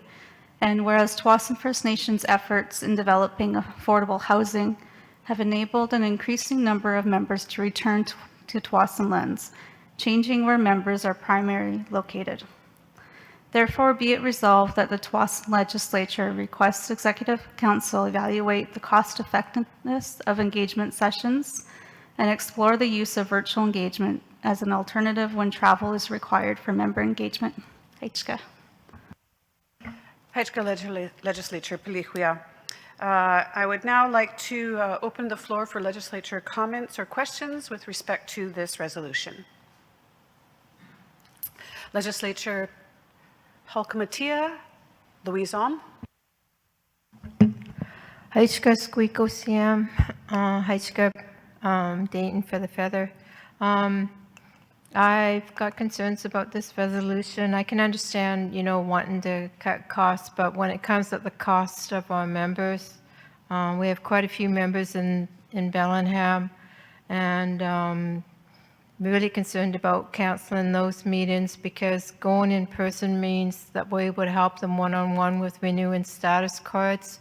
Status cards are a way that a lot of our members in the U.S. Use that piece of identification to cross the border to come visit family, to attend cultural events in the Longhouse, and so I'm really concerned about that. And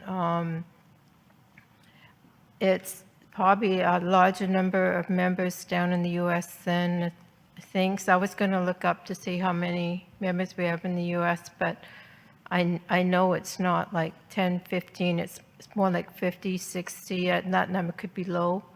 The members in Vernon, just seeing them, like I've been at these meetings and I see when the cultural team, you know, they send 1 or 2 people there to do cultural things with those members, and, you know, just the faces, how they light up, and, you know, being an opportunity to get hands-on, because some of those members there, with their jobs, they're not able to take the time to come down to the members gathering to participate in these things. And it's just heartbreaking to consider taken away from our members when the cost for what in turn for what they receive is heartbreaking, because why would we do that?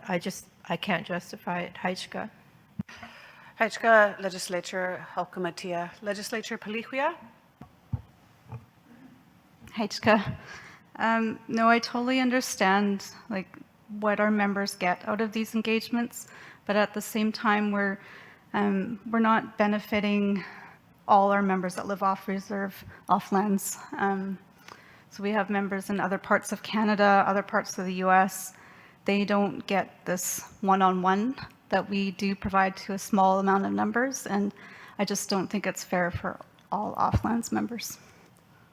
Haichka, Legislature Palihuia. Legislature Taylor Baker.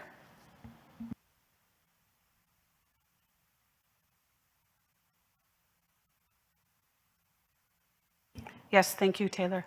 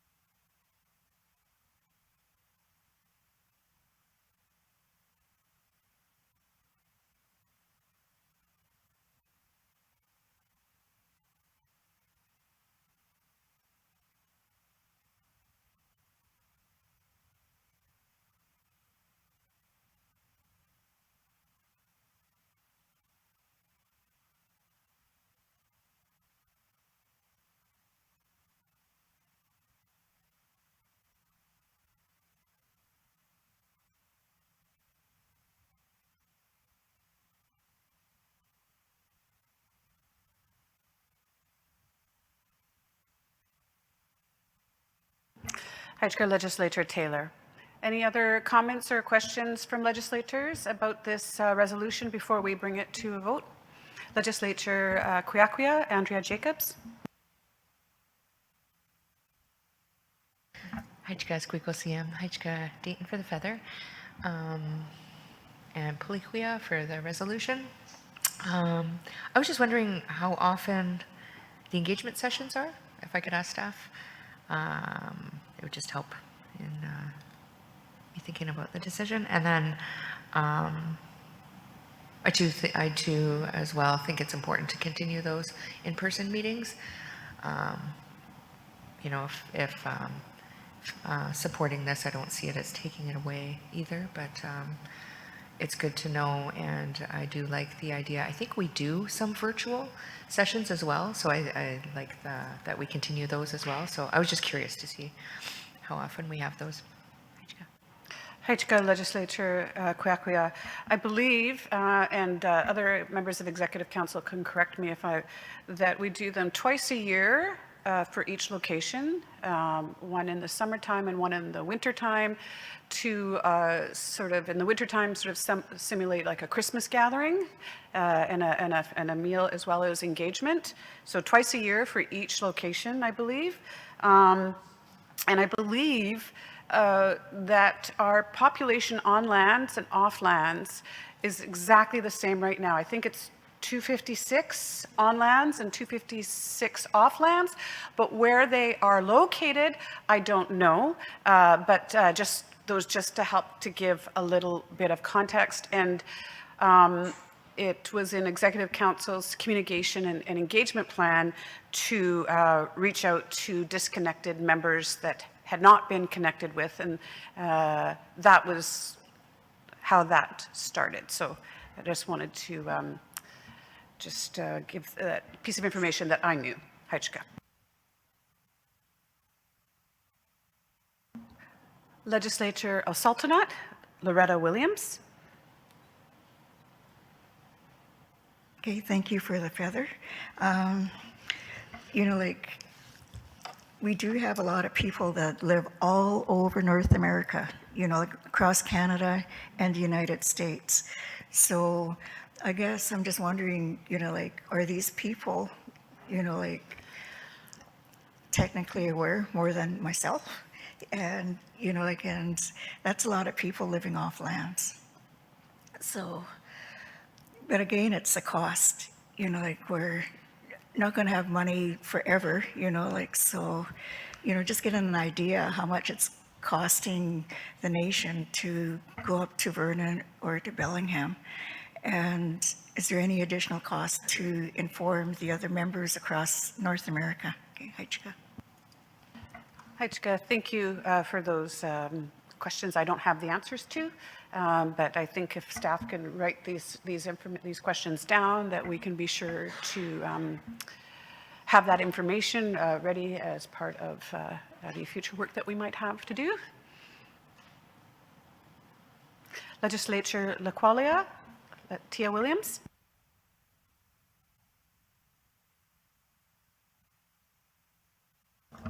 Hajka Squeakle Sam, Hajka Dayton for the feather.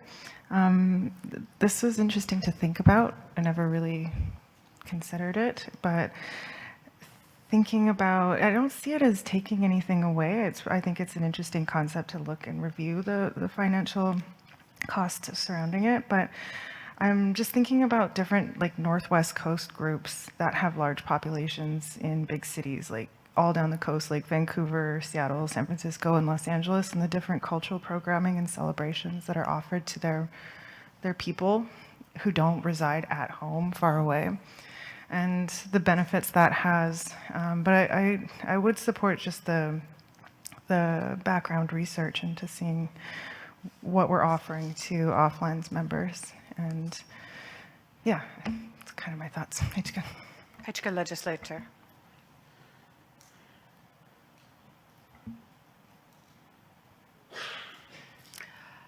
All right, legislatures, I'd like to now call for a vote.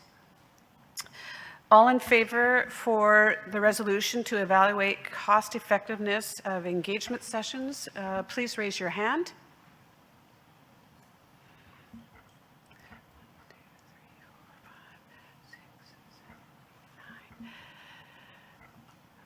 All against? That was 9, I think. 2 against so far. Legislature Taylor Baker.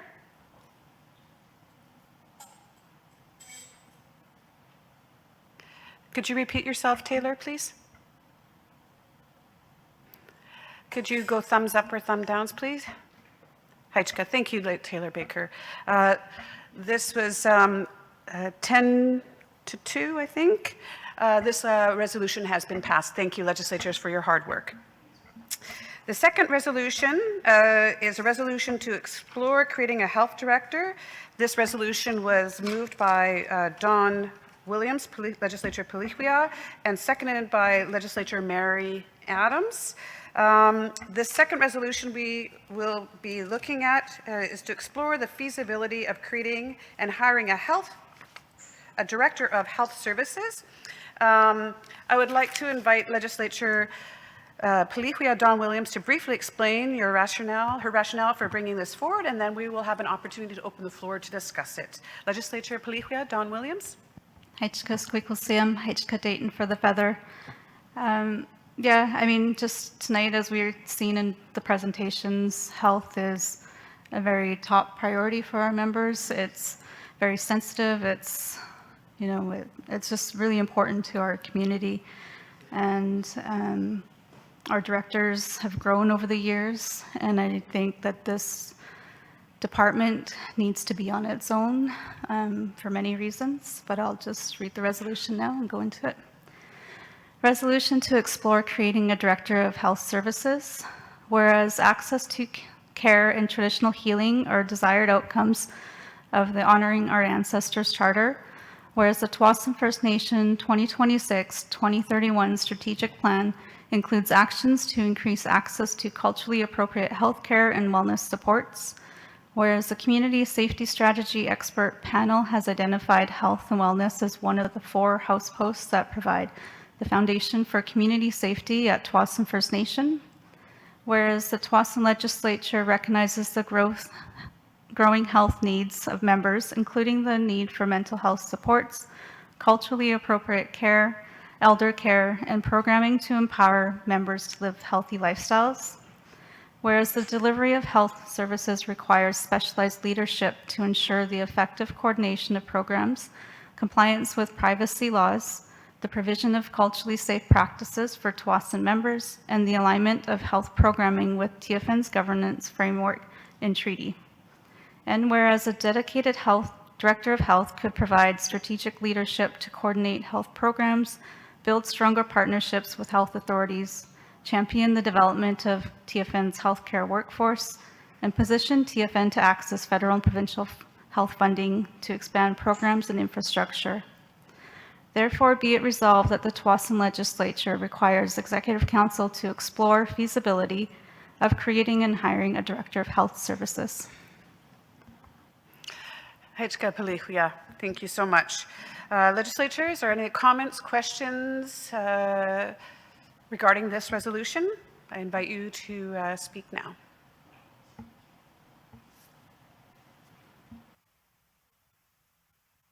Legislature Kwiakwia, Andrea Jacobs. Heichka Squeaklesiam, Heichka Pelihua for your resolution. It got me thinking and really appreciated the facilities presentation, and really I've just been thinking about the health in this session a lot, and so just looking at the resolution, my only concern is that I don't know. Maybe it's the wording. I don't know if it would be the role of the legislature or executive council to make staffing decisions. That's the only concern I guess I would have. I don't know if we've made many decisions around that. I guess I'd be more comfortable if it was around programming, and maybe that's why I kept bringing up the building, because we do need to focus on health. So I'm a little confused about that part of the resolution, to be honest. But I do support the need to focus on healthcare now. It's just really important. So I guess yeah, those are just my concerns. And I don't know, maybe somebody from staff, or if we look at, I don't know if it's our role to suggest such things. So, but appreciate the resolution. Heichka Legislature Kwiakwia. Legislature Pelihua, would you like to have a response? Heichka. Yeah, I think it's kind of a ripple effect for Executive Council to explore it. And, you know, it's a lot to add to the budget for sure, to add another director. But with the current director, there's a lot of departments under one. And I think by separating it, we could focus more on health, and then the other departments that fall under member services can have a tighter focus by the director to work on programming services. I think it's just overall beneficial. And with our health being so important, you know, that a director who has the education and experience in healthcare healthcare, can put a little bit more into it, and especially down the road if we're trying to plan, like, our own health building and stuff. It's just, I think it would just come together a lot more seamlessly. Hechka, thank you for your comments. Human resources for the Tsawwassen First Nation organization falls directly under the purview of the CAO. And so HR and then staffing positions and are part of that that requirement of that role. It is true our roles are more policy, law, budget driven and programming driven. So just to respond to Legislator Kwiakwia's question, I see that Legislator Taylor Baker has a question. Taylor?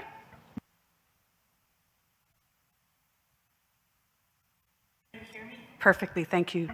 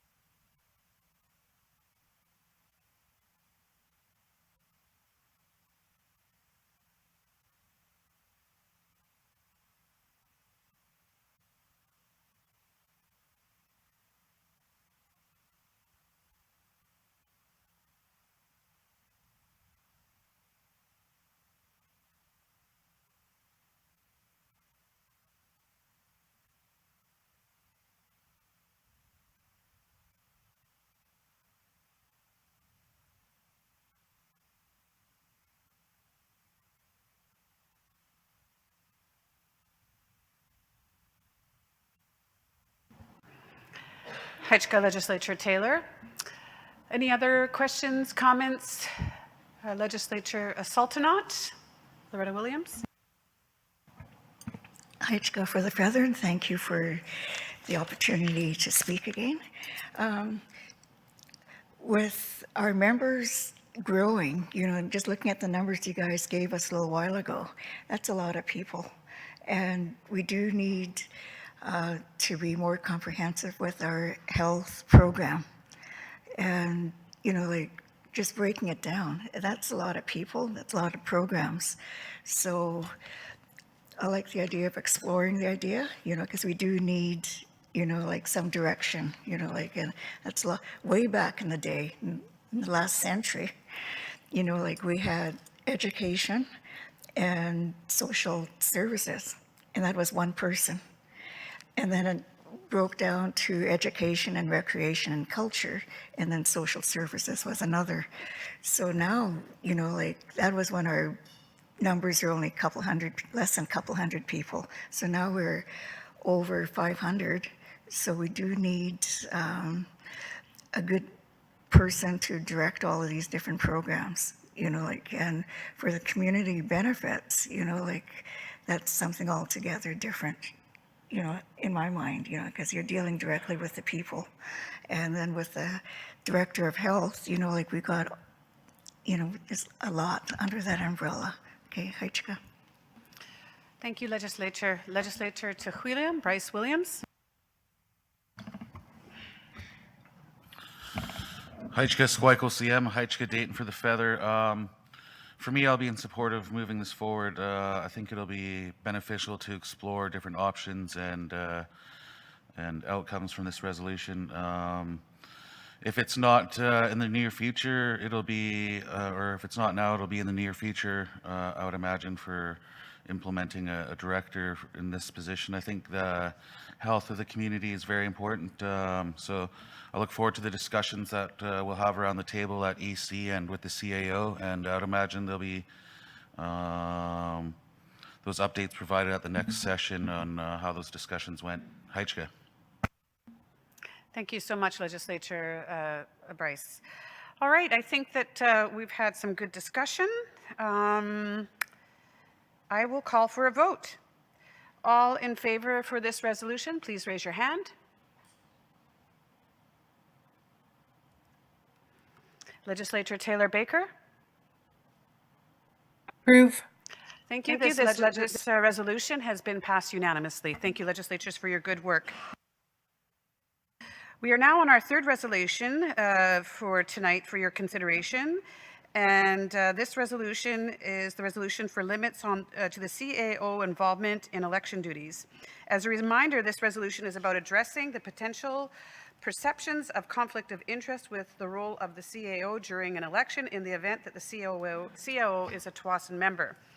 I would like to invite Legislator Tehuilam, Yalch Iwans, Bryce Williams to briefly explain his rationale for bringing this forward, and then we'll have some time to discuss and be open for discussion and debate. Heichka, Legislature. Heichka, Squikle, CM, and Heichka, Dayton for the feather.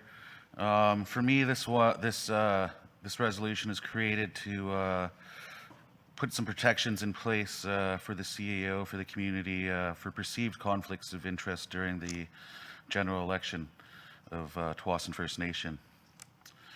The resolutions for limits to CAO involvement, if a TFN member, in brackets, for election duties. Whereas the CAO may be a candidate or personally favor one candidate over another and may be viewed as having perceived conflict of interest during the campaign leading up to the general election. Therefore, be it resolved to appoint a non-member director to handle election correspondence or issues. Thank you, Legislator. I now open up the floor for any questions, comments. Legislature Halkumatia, Louison. Heichka Squeako Sam and Heichka Dayton for the feather.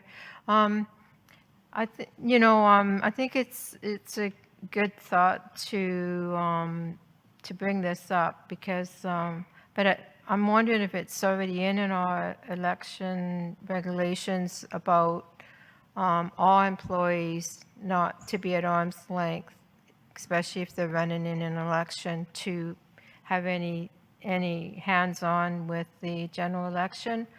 But I guess we could look at it closer. But I'm wondering if maybe it's not just the CAO. It's any TFN member that's an employee of TFN. They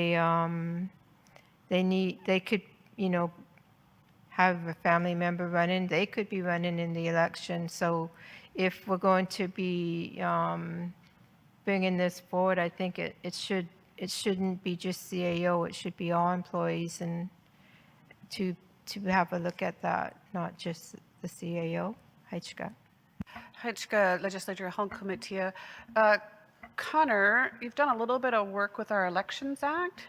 I'm wondering if you have any information for us on things that we might already have in play that could be built upon or that are already in our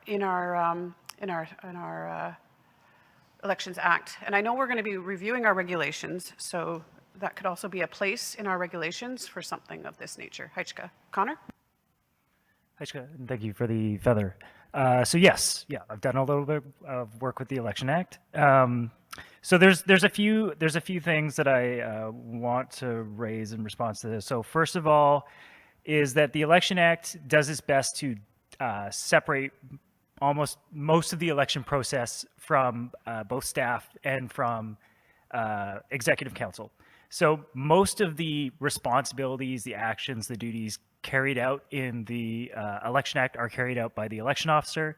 The election officer is a third party that is hired to conduct the election. There are certain requirements. It can't be a member, and they have to have experience in conducting elections. So in terms of where there is interactions right now in the Election Act between people who aren't the election officer, it's really just a few things. So in terms of Executive Council's role in the Election Act, their role is really just to appoint the election officer and to issue the first notice of election. And the reason is because that notice has to go out at the same time the election officer is appointed. And then in terms of the CAO's role, the CAO has a very limited role in the election itself. They are responsible for three things, really. So one is the early vacancy process that we talked about. So if someone resigns from the legislature early and someone needs to be appointed, the CAO is responsible for notifying the person of the appointment. But that's purely procedural. It's just because someone has to do it. and because the election is over at that point, so the election officer may not be able to. The CAO is also responsible for adjusting dates related to the election if there are not enough candidates that come out to the nomination meeting and a second nomination meeting has to be held. So that's not a super likely scenario. But there's basically a provision where if we didn't get enough people running, there's an opportunity to kind of do a second call out. And in that case, some timelines may need to be adjusted. So the CAO has a role there. But that's not a usual case sort of thing. And then the final potential role of the CAO is they just receive the report of the election. So the final collection of all the vote tally, all the notices that went out, any sort of documentation comes to the CAO. So it's really those three things. Aside from that, essentially everything else in the Election Act is covered by the work of the election officer. As you pointed out, Squeakle, as well, the regulations are still to come, but there is specific wording in the campaigning part of the regulations around limitations on member staff and their involvement in the elections and participating in political activities. It would be, there is a separation there that is in the current version of the regulations for the act that was just replaced, and it will be in the new version as well. So that is still very much in development, but it is something that is going to be addressed. Heichka Connor, it's obviously a very sensitive matter, elections, and they're very important. And I understand the protections that this resolution is intended to put into place for either a real or perceived conflict of involvement. Legislator Tequila, Bryce, you had an additional comment or question or follow-up? Heichka Squeakle CM and Heichka Dayton for the Feather. I'm just wondering if it might make Hulquamitia more comfortable if there's a friendly amendment added to include whereas the CAO or TFN staff members may be a candidate, I don't know, something to be included in there, language in there to include all TFN staff members. Heichka.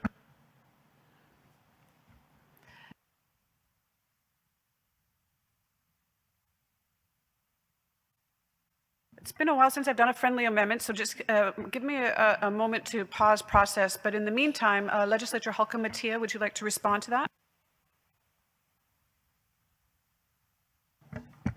Heichka and Tequila would be more comfortable with that. Heichka. I think, if memory serves me correct, that because it's a friendly amendment, all I need is a little bit of nodding to assent to that friendly amendment. And then we'll need a few minutes just to modify the resolution. So can I get a sort of a pulse again if this friendly amendment is to include all member staff? Yes, all right, yes. No, anybody? Taylor? Thank you. All right, we're just going to pause for a few minutes. Will staff make those necessary amendments? Heichka.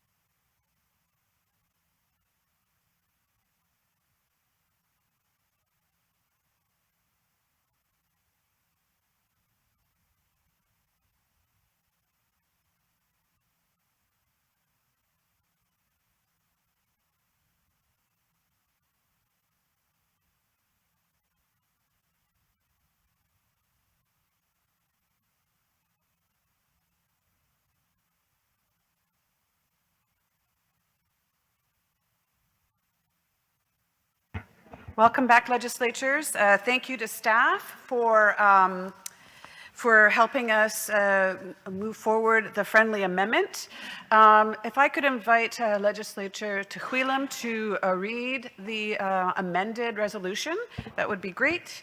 And then I think we'll call for a vote after that. Heichka.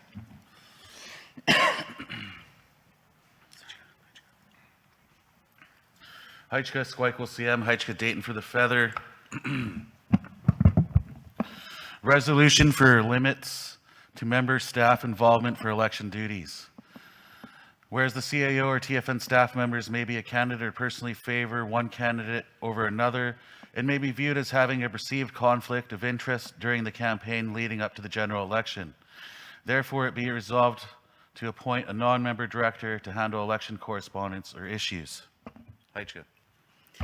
Heichka Legislature. Legislature Palihuia, are you supportive of the revised amendment as the seconder? Heichka. All in favor, please raise your hand. Legislature Taylor Baker. Approve. Heichka, the resolution was passed unanimously. Thank you, legislatures, for such great work. We have now finished the formal part of our agenda. Thank you again, legislatures, for this session and for this work. We are now at the part of our agenda what I would like to invite each of you to take 1 to 2 minutes to provide any closing comments that you may have for the fall 2025 legislative session, as we do by our tradition and protocol at the Tsawwassen Legislature. Sismalot, I'm sorry, you are going to go first as our protocol and our respected elder to my left. If you could start our closing remarks, I would be greatly appreciative. Legislature Sismalot, Kathy Genge.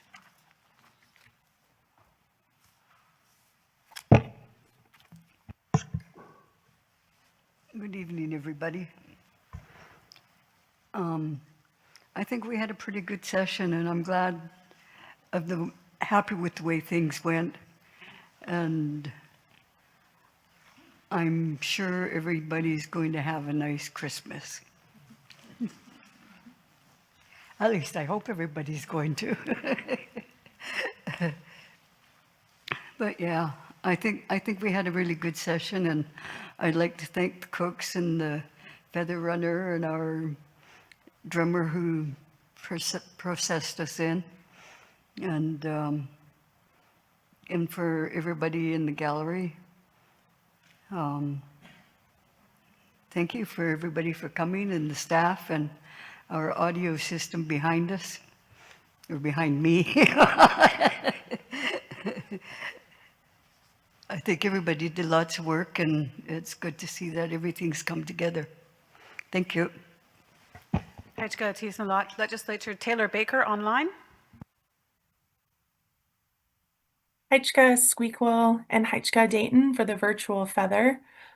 I just want to relay my thanks to everybody for contributing their thoughts and just details to everything that we discussed this session. It's really important to hear everybody's thoughts around the table, and I'm glad collectively we can move forward with these bills, one importantly being the Elections Act. So just many thanks to everybody, especially our staff, for ensuring that these sessions go smoothly. Big shout out to Twyla and Connor for the work on the Elections Act. It's not easy and it's timely, so really appreciate all the work that's gone into it. And my apologies, I'm not there in person tonight, but I really enjoyed our last meeting of the session together. So I'm looking forward to seeing everybody over the holidays. Heichka. Heichka Legislature Taylor. Legislature Don Williams. Heichka Squeakquel Sam, Heichka Dayton for the feather. Yeah, it was a short session, but it was a busy one, and I really appreciate sitting here and all my fellow legislators around the table. The round table discussion is very important, and I think we need to do that every session for at least one of our topics. I know, bringing up some items, it's not always easy. It may be sensitive and a bit difficult, but I really appreciate, that's why we're here, and everyone's comments and thoughts and questions on it, and, working together and doing what we can for our community, what's best for our members. I really appreciate everyone. And to staff, thanks for all your work and helping with our setup and everything. And to our youth for giving up their space so we can be here is greatly appreciated as well. And I look forward to our next setting, and just a little commercial, as Loretta would say. I hope to see everybody out for our craft fair on Saturday at the new Elders Center. Kick off our holiday spirit. Haichka. Thank you, Palihuia. And one more advertisement for December pancake breakfast. December 21st, because we won't be gathering until then. So just another advertisement. Haichka. Legislature Halkomatia, Louise Alm. Haichka Squeakon, Haichka for the Feather Dayton. And thanks for the reminder about the pancake breakfast. Exactly what I was thinking. How come she's not talking about pancake breakfast? So December 21st, that's good. Yeah, I just want to thank all the staff for putting everything together, and for the youth for providing, you know, they always have open doors using their building. I admire them for that. And they never complain, and it's awesome. And it's been really nice being in this building. And I just want to thanks for all the staff, for everybody's provided the drumming, the prayers, our Feather Warner, you did a great job, Dayton. Too bad you didn't make any extra money, but the night's not over yet. And to our Squeakle, and to all of our members who come and support us in person and online. And I always get upset with myself. I forget somebody. For the cooks. I just want to thank everybody, and especially my fellow legislators.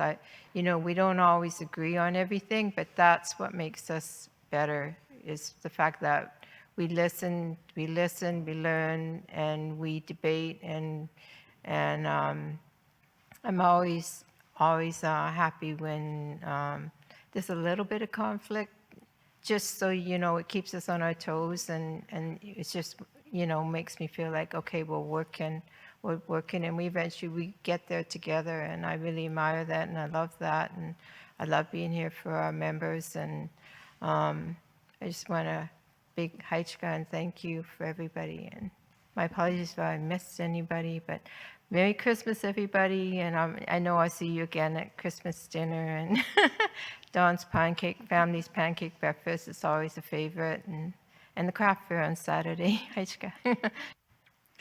Haichka, Legislature Halkomatia, Legislature Kuyakuya, Andrea Jacobs. Haichka Squeakle CM, Haichka Dayton for the Feather. It was good to sit with everybody this session.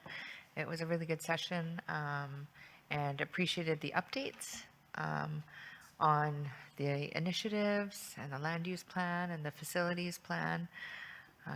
I found myself asking questions before the presentations, but really didn't see them coming. So really appreciate that, and the resolutions. It was a good session. And just want to thank our members in the gallery and elders for coming, and to our advisory who are always here. Really I appreciated those responses, and really pay attention to those when we're making decisions. And yeah, I also appreciated the roundtable. It's good to hear from more legislators. I really appreciate that as well. And really appreciate you, Squeakle, for giving the time to each and every one of us to ask all the questions when we have a lot of them. Really appreciate that, and I try to hold back and let others ask those questions as well. And last but not least, just want to thank my son and say how proud I am of you for stepping up for Feather Runner, and speaking so fluently in our language. It seems to skip a generation, and just so proud of everybody. And Haichka. Haichka, Legislature Kuyakuya. Legislature Spalauktuit, Terry Splachton, is lost a bit of her voice. and she's asked for me to read her closing comments today, and I thank you for that privilege to do this. So in the voice of Spalaktuit, I thank those for joining us tonight for our last meeting of the season. I want to lift my hands to Chamquat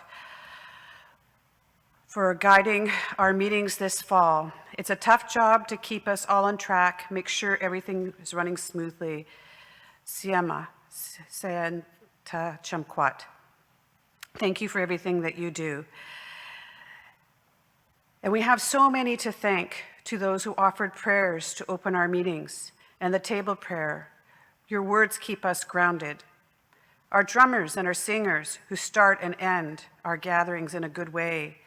The drum is our heartbeat as a people, helping us enter the space connected and sending us out carrying that same good energy. Our feather runners who hold us strong, an important role by bringing the feather to the speaker, reminding us that every word shared must come with respect, responsibility, and a good heart. We are grateful for your leadership, and I hope to see you sitting at this table one day. Our caterers for feeding us well and giving us a chance to share a meal together. All of our TFN staff for your hard work, the presentations, the setups, the cleanup, and everyone behind the scenes so we can focus on the work. And thank you again to the youth for allowing us to use this space. Quequis Misteyuch Youth Center for the full fall session. It's a welcoming space that brings us together. And to my fellow legislators, and for those that brought forward your resolutions and putting the time and the heart into this work, I am proud to sit at this table with all of you. Let us continue moving forward together with respect, honesty, and love for Sawasin Misteyuch, our home and our people. Haichka to Legislature Spalaktuit, Terry Splachton for your words. OCM. Legislature Sultanat, Loretta Williams. Okay, Haichka for the feather. And, you know, he didn't stay too far away from me this time, you know, which is appreciate it, thanks. And Squeakle and all the legislators, at caterers, at drummers, you know, you guys have given us the strength and for me to behave myself, got my hat. But, you know, like we're going to have an interesting year in 2026, you know, with the election and everything that goes with it. And also with deciding what all the buildings are going to be, you know, like is it going to be filled up and what have you. So it's all going to be, you know, discussions with the community to find out what they want to do with those buildings, you know, like the old admin building, you know, like I could see that as a better health center than the old elders building, you know, because there's more privacy in the admin building and, you know, so that's just my suggestion. And we just had a lot of positive things happening in the last few months, like the poll, the memorial poll that the two carvers did, the celebration for Tawasin veterans, and, you know, all the guests that have come in, you know, like Musqueam today, you know, again, you know, just bragging about our buildings, you know, so, and I think because compared to Musqueam and Squamish, we're pretty small, you know, because they have thousands of people. And then, you know, like we also had the Squamish people in on Friday. I'm going to do a commercial. Ed Carrier from the Suquamish nation from Bainbridge Island, you know, like he's coming up. And the notice that all community members, so he is one amazing elder. He's very humble and he's a good weaver. And it would be so good. What time? 10? I know he's coming to the cultural center. I'm sorry, the cultural hub. And, you know, like, so that's on Friday, the 21st. So I think that's good.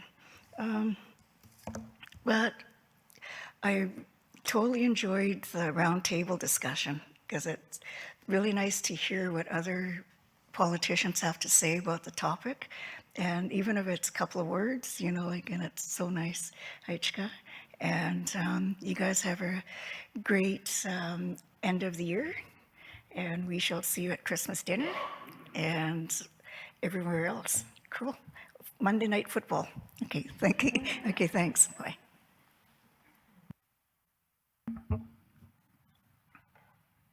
Hechka Legislature Sultanate, Legislature Tehuilam, Yuans, Bryce Williams. Haichka Squikle CM, Haichka Dayton for the Feather. Yes, it was a productive session. Haichka to all my colleagues around the table, fellow legislators. Haichka to all the staff for all the setup and all the good work that they do. Haichka to the media team over there in the corner, and Haichka to the advisory council for all of their input. Haichka to the cooks and the singers and to those who provided the prayers. Haichka to the youth for letting us use this great space. It does feel, although it's a little chilly in here, it does. There's a lot of warmth in the building. Also want to say Haichka to our feather runner, Haichka for the prayers in Hunkamanum, and as stated by Splocktowit, I definitely could see you around this table in the near future as well. So hands up to you for all the work that you're doing, and yeah, keep it going. It's been a short and sweet session, and happy about the work completed and the work coming out of this session. I'm happy the changes to the Election Act are moving forward, and hopefully those will prove to be positive and helpful, and increase voter turnout rate, and provide easier access for voting for people if we do go the electronic route. Shout out to my family, Charlene and Remo, for understanding that the work that I do has my schedule all over the place, and away from dinners and bath time and saying goodnight and stuff like that during these night meetings. I'd also like to lastly say hands up to all of the members that joined us in person and online. I hope you have some takeaways from this session, and yeah, I hope you enjoyed the work that has taken place here. And yeah, it's an honor to serve you and our community. Haichka, Osiam. Well, thank you, Haichka Legislature. Legislature Luxon, Trent Genge. Hello, thank you, Squeako. Thank you, Dayton, for the feather. And I'd like to echo about Dayton for doing the prayer in our language. I'm pretty impressed how the young generation have taken this up, and what you've done and shown us is pretty impressive, and my hands are up to you. I'd like to thank the drummers that sing us in and sing us out, and the cooks, Shamit and Kathy, for feeding us for these sessions here. So I'd like to thank the staff for getting this stuff ready for us, and with going over the Election Act and all these updates that we just received tonight is very informative, and I'd like to see more of that down the road.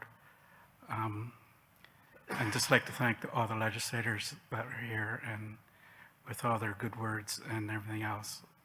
And I look forward to the spring session, and wishing everyone safe and happy holidays this winter. Hachka. Hechka Legislature Squamish, Melinda Cassidy. Haichka Squeakle and Haichka Dayton for the feather. And thank you, Dayton, for stepping up again this evening, and for, I guess, being our feather runner for the whole session, as well as for the prayers, and to Ruth for the prayers today. I would like to thank the cooks, staff, our advisory council for their reports, and for attending our sessions as well. To everyone who provided drumming and singing, and to all of our guests who have been in attendance, and to all of our members that both attend here in person and online. A special thanks to the youth for sharing their gym and their kitchen with us. I did want to add that Ed will be here at 3:30, from 3:30 to 5:30 at the Cultural Center. And I just hope everyone has a very merry holidays. Thanks. Thank you, Legislature. Legislature Marianne Adams. Hajka Squeakle and Hajka Dayton for the feather. A lot of hands and hearts go into these sessions, and I'm so grateful for all of them. And I just want to mention the staff and the cooks and the prayers and everyone that just puts their hearts solely into these sessions, and just a busy time. And I just wish everyone a safe and happy holidays, and I can't wait to see everyone at the community dinner and at the breakfast. Yeah, I'm just really grateful. Hajka. Hajka Legislature. Legislature Lacolia, Tia Williams. Hajka Squeakle Hajka Dayton for the feather. Thank you to everyone for being here tonight, and I always appreciate the questions and discussions and debates. And thanks to the staff and presenters and community members for joining us and the support. It always makes a difference. I feel this session was good and meaningful, and I'm grateful for the respect that everyone brought to the table. And hearing the discussion about the need for TFN mortgage again, and the impact that the mutual benefits agreement with the port can help us just reminds me of my grandparents' stories of them sitting on their front stairs, on their front porch, watching all the fishermen out front on the water, where the BC ferries and the port now sit. And I've also had the privilege in the past to listen to oral histories from TFN elders who talked about how rich our lands and our waters once were, referring to the Ulican runs in the Fraser that used to be so strong that a person could walk across the river. And lastly, speaking of elders, just to echo the other two announcements, at the Cultural Center, we're hosting 91-year-old Ed Carrier, who will be sharing his replicas of ancient weavings and teaching us how to work with stinging nettle. So I hope to see many TFM members there. We're all very excited. And it's Friday at 3:30, so come for some, what are they called? Snackatizers. Anyways, yeah, everyone have a good holiday, and we'll see you in the spring. Hajka. Hajka Legislature. The chief sends her regrets, and she wants to thank everybody for all the hard work that was put into this session, to the legislatures for their discussion and their debate and their respect and their ability to disagree and work together. She wants to thank the staff as well for their hard work, the members that are participating in the gallery and online, for the food, for the drumming, the prayers, the feather runner. She just expresses a gratitude for all of that, and she wishes she could be here, but she just really wants to express her gratitude for the hard work. So I wanted to thank the chief for sending that message. She's busy, and she still is reaching out to make sure that she sends her thankful and appreciative words. So thank you very much to the chief.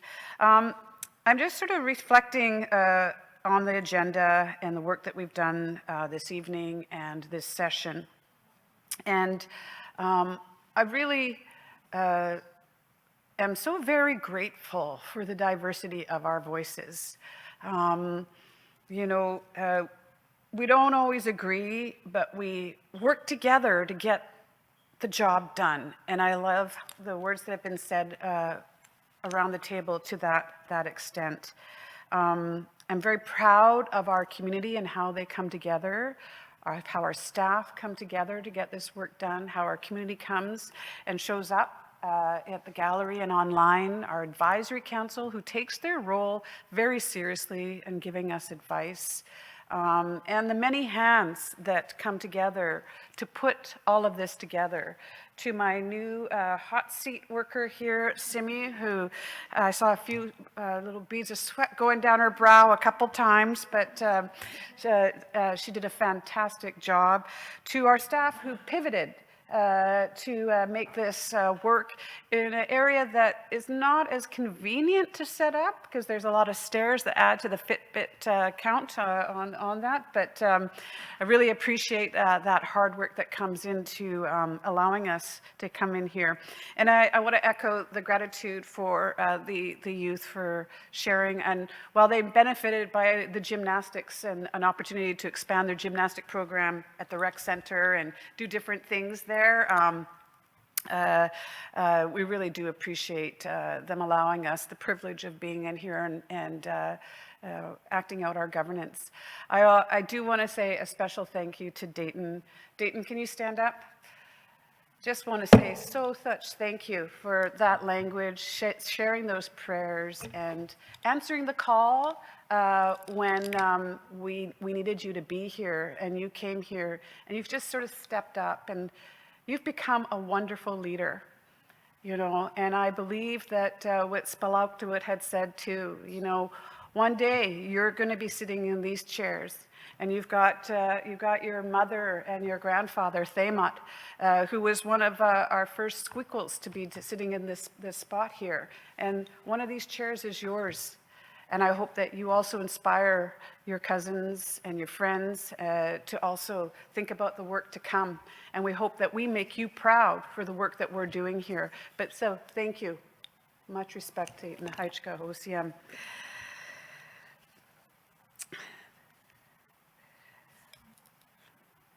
I want to thank Elder Costania for the opening prayer tonight again, for starting us off in a good way, and for Legislature Marianne for our table blessing. You really always just step in when we need that support. To my cousin Tehuilan, Yalchiwans, Bryce Williams, thank you for that powerful voice and bringing us in and out. We are so grateful for you to be stepping in and supporting us for that work. I am very grateful to be your squeakle, and I am honored that you have entrusted me with this feather to help guide our sessions and to allow us to go through these sessions with respect and grace. And I'm humbled by the opportunity to be able to do this work with you. This is a lot of work. We've had a lot of discussions, and sometimes the work can be a little bit heavy. And for that, we always want to take care of our people, and that includes taking care of ourselves. And with that in mind, we've invited Jessica and Connie Adams to brush off anyone who wishes to be brushed off after the meeting. Are you going to be doing the brushing off here or downstairs? In the K-12 room, right beside the kitchen, and that's where we will find our medicine ladies who will take care of us and brush us off if we wish to do so. There will be a ceremonial procession as we are drummed out and remove our feathers from the mantle. This meeting is formally adjourned. Haichka OCM.